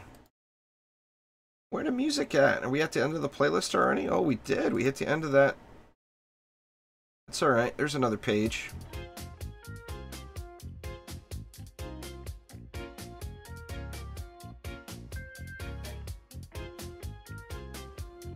Alright. What's the best way to farm Deadly Strikes? Just grind Chaos 3 Expeditions and get that win streak bonus, Tyler. Do them back to back so that you get the extra Chaos 3 shard. But it's a grind. I mean, I'm not gonna lie and tell you it's gonna be easy to get. You might get it right away, or you might grind hundreds of maps before you get one. The grind for shards it's the first grind in the game. and it's debatable that it could potentially be the worst grind in the game. And then after you get all your shards, then you find out how bad you want max quality mods, and then are like, oh my god, are you kidding me? DD2 has a ridiculous amount of grind.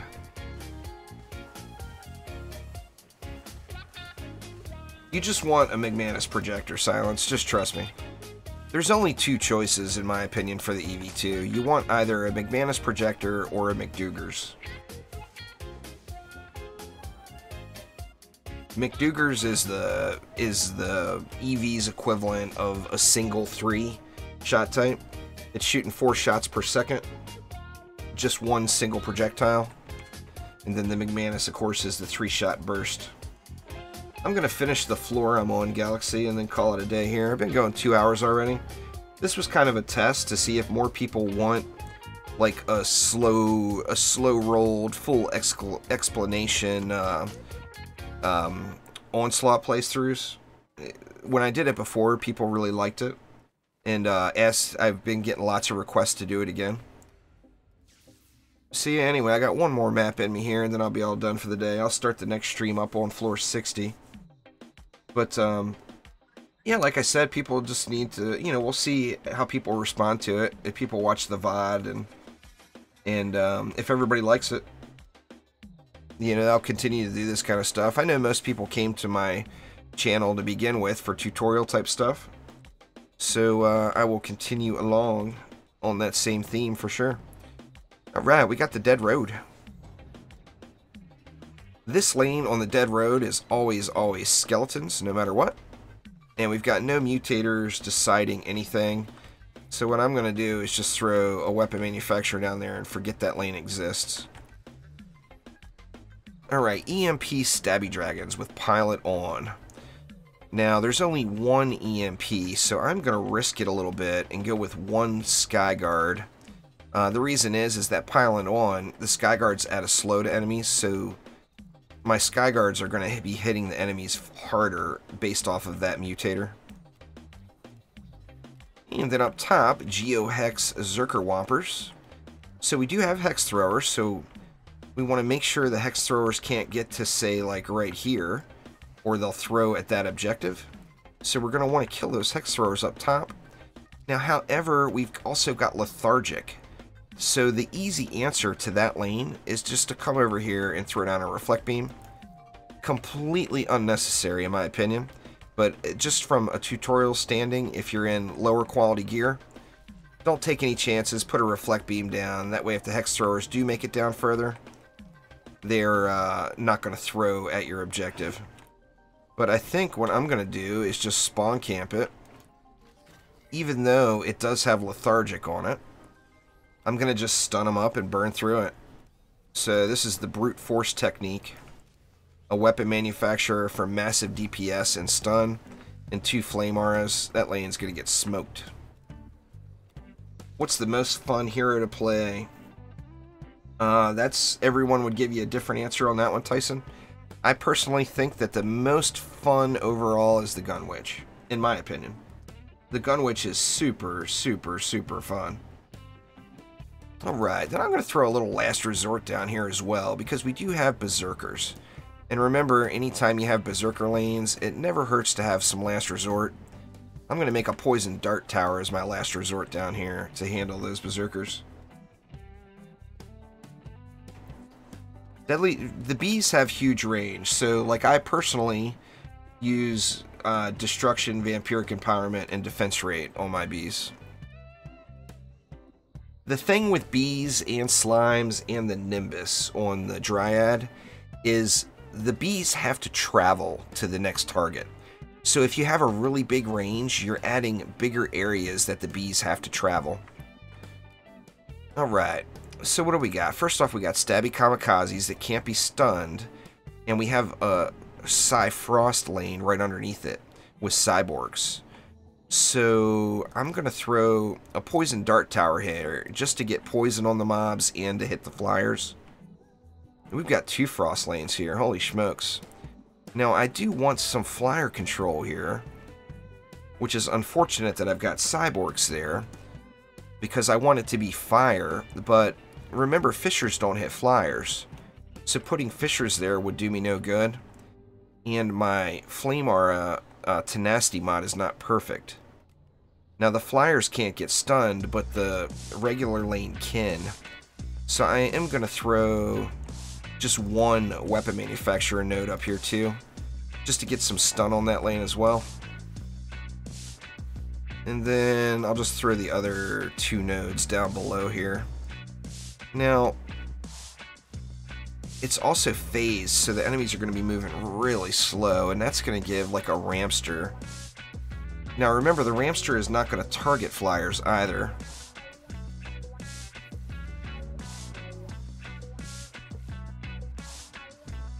No, they don't stack. Shards are not supposed to stack upon each other. No shard combo is supposed to. Now there are some glitchy ones like Destruction and Mass Destruction that do stack, but shard combos are not supposed to stack in any situation. Alright, let's go with a Ramster. Where do I want to put it? I kind of feel like I want to put it up in the graveyard here. Get it on this rock. Yeah, let's do that. That's going to give some more flame damage to the frost mobs that are coming out. And then let's get a fissure at maximum range, just to kind of really close the deal there. And then we got more frost mobs down here with cyborgs as well. Now the weapon mans don't have to worry about the cyborgs, and the fissures have enough range where I shouldn't have to worry about them. So why don't we just do... let's just do 3 fissures and call it good. I do have Zerkers, though, which makes me want to throw in some one last resort tower. So I'll throw a poison dart tower here just to deal with the Zerker. It's called Charge Shot, don't worry. It's from Chaos 7. Alright, let's start with this lane. Psyhex Throwers. Maximum effort. Have more health but get weaker with each unique source of damage. So here the best thing I can do is throw down lots of sources of damage. We do have Cyborgs, so either the Tenacity Mod or stay away from traps, Rs, and nodes. And then we've got Hex Throwers, yet the objective is way, way down there, so I don't have to worry too much about Hex Throwers. Let's see, so let's get lots of unique sources of damage. Before we even continue on, let me just slap a fissure right in the middle, as that is a source of damage. Let's grab our Eevee back out, and I guess Flame Auras back out. So we'll get a Poison Dart Tower down here for another source of damage. Let's grab, let's just put, say 2 weapon manufacturer nodes here. And then 1 Flame Aura. So that gives us 4 different sources of damage. The weapon manufacturers and the Flame Aura, of course, don't have to worry about the Cyborg. And I'm hoping that Fissure and the other damage burns it down before they get here. I got ridiculous amounts of C7 Dust Ragnarok. I do public matches all the time, Space Cat. You're more than welcome to join anytime I do. And I got 210 DU left for a double lane with no Cyborgs. Holy crap. No Cyborgs on these 2 lanes means I can do a ridiculous Aura trap spawn right here in this area that will wreck everything. So let's just do it. Let's go 4 Flame Auras. Just, that alone is just a ridiculous amount of power. And then I've got, what, 90 left, which is 2 weapon manufacturers nodes. And that is going to be a complete face roll, not having anything that makes magic damage lesser, or not having Cyborgs. Oh man, it's going to be all over there. This is tutorials there, remember folks, so it's not for people that are super geared out. If you're super geared out, this stream is not for you. This is a tutorial explaining players, so I'm trying to... I left DU short on a lot of maps, but I'm trying to fill the DU out on every map to give people ideas of complete builds. what's overkill to me may not be overkill to other people. So, doing a full build.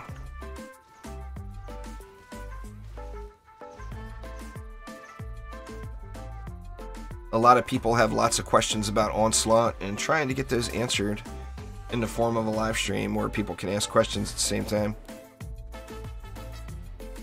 Like I said, you guys let me know, what you want to do. If you'd rather see me just blast through these maps and climb floors, I can do that too. But like I said, just lots and lots of people requested tutorials and liked what I did before. Assassin's coming. This is a fine assassin killing zone right in the middle here. And now, since this map does have such a full build on it, I'm just gonna make this side of the map so I can ignore it.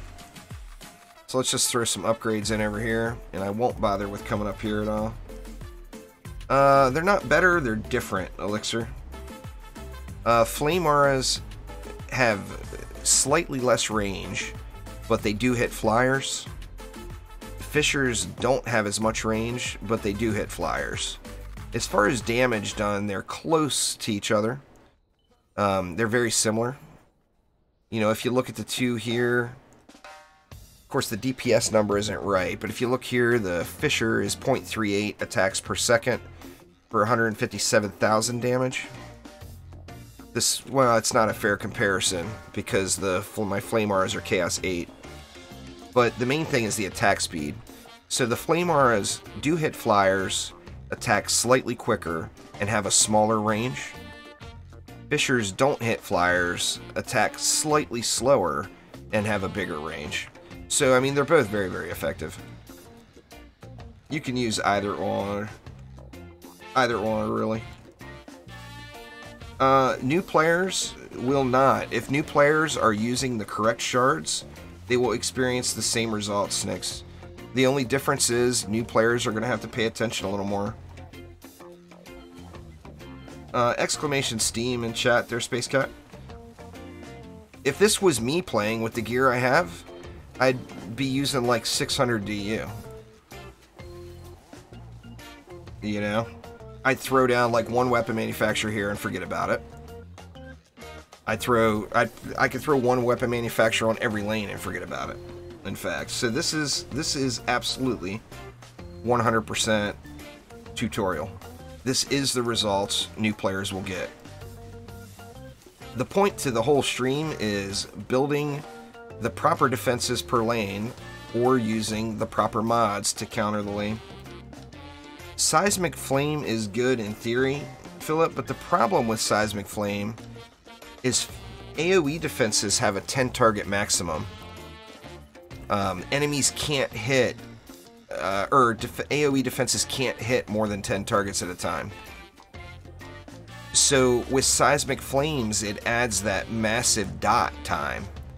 Now, if the enemies don't die, once you get 10 enemies in the lane, that Fissure that has that dot on 10 enemies is not going to do any more damage. So I personally don't use it.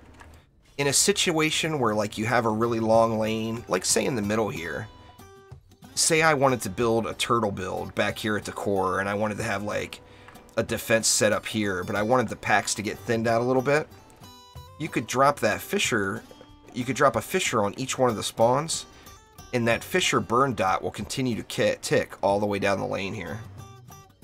And if the mob doesn't die from that, and makes it to your other defenses, then you got it, it thins it out a little. My favorite hero from DD1 for DPS was without a doubt the Jester. I loved playing the Jester.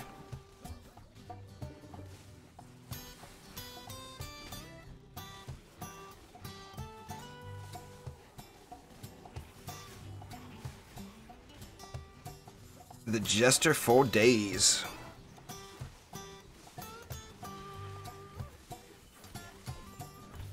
But I mean, back to the whole, will new players get the same results? I've got two defenses, well, three defenses that are Chaos 8 and not fully maxed.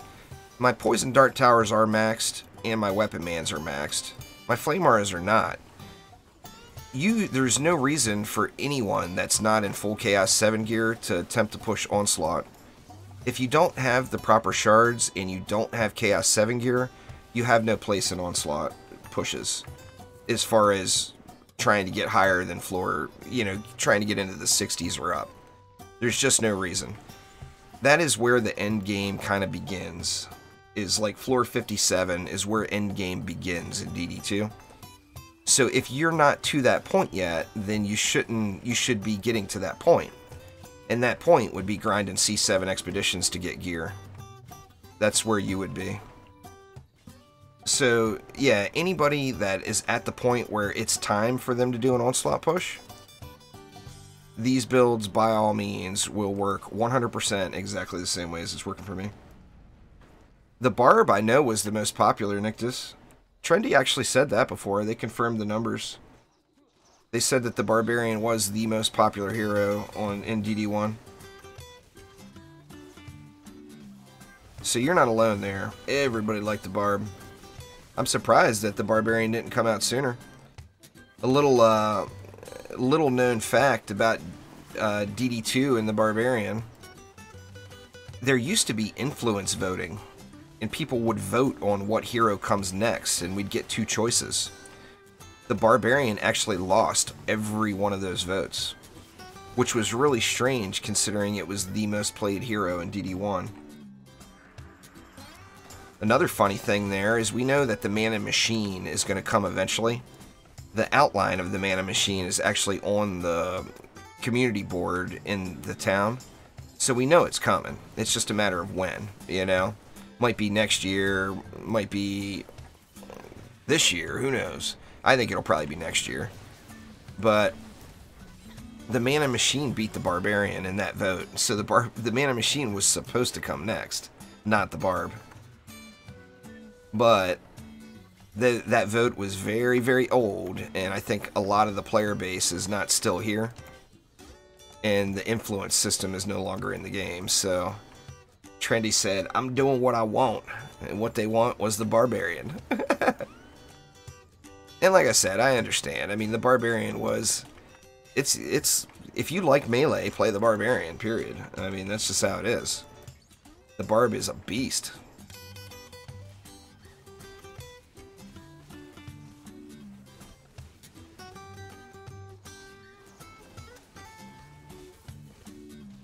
Everything getting smoked.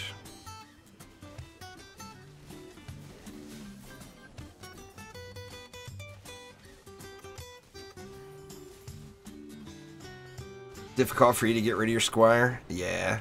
Well, people that like DPSing on the Squire, they like DPSing on the Squire. That and that Fight Me Not shard is just so good. Fight Me Not on a hero that has a taunt? Oh my god. That's just gravy for your defenses. Siege Roller coming down the slow lane. We got a little Tuskar action. I'm leveling Cat right now, so I don't have a pet nuke available at the moment. That's why I haven't been pet nuking all these bosses. I'm leveling up my Gato Fireworks, or pardon me, my Sparkle Party pet, in case I ever decide I need it again. Wanted to make sure it was level 60. But I can do the last hit nuke. So fourth swing, pink. Just like popping a balloon. I usually stream at 1 PM Pacific time pre-ble. Sunday is the only day I stream at 3 as I sleep in on Sundays. Gots to get me some sleep. Look at me upgrading. This is, I'm just getting started, Juan. This is only floor 59 here. Just getting started after Ancient Power resets. So it's still a low floor.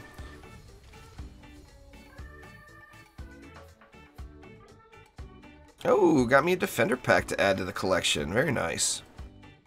Defender packs, of course, have a chance of dropping from Onslaught victory chests. You don't have to just pay for them.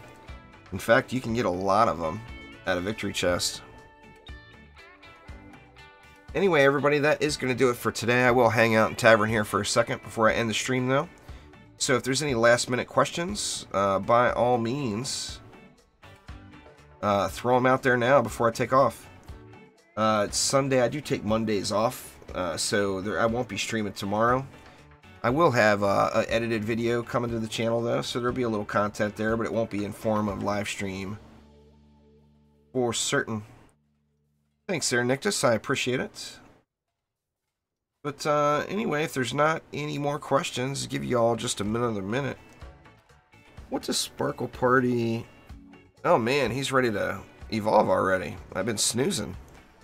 Let me get my kitty cat all powered up here.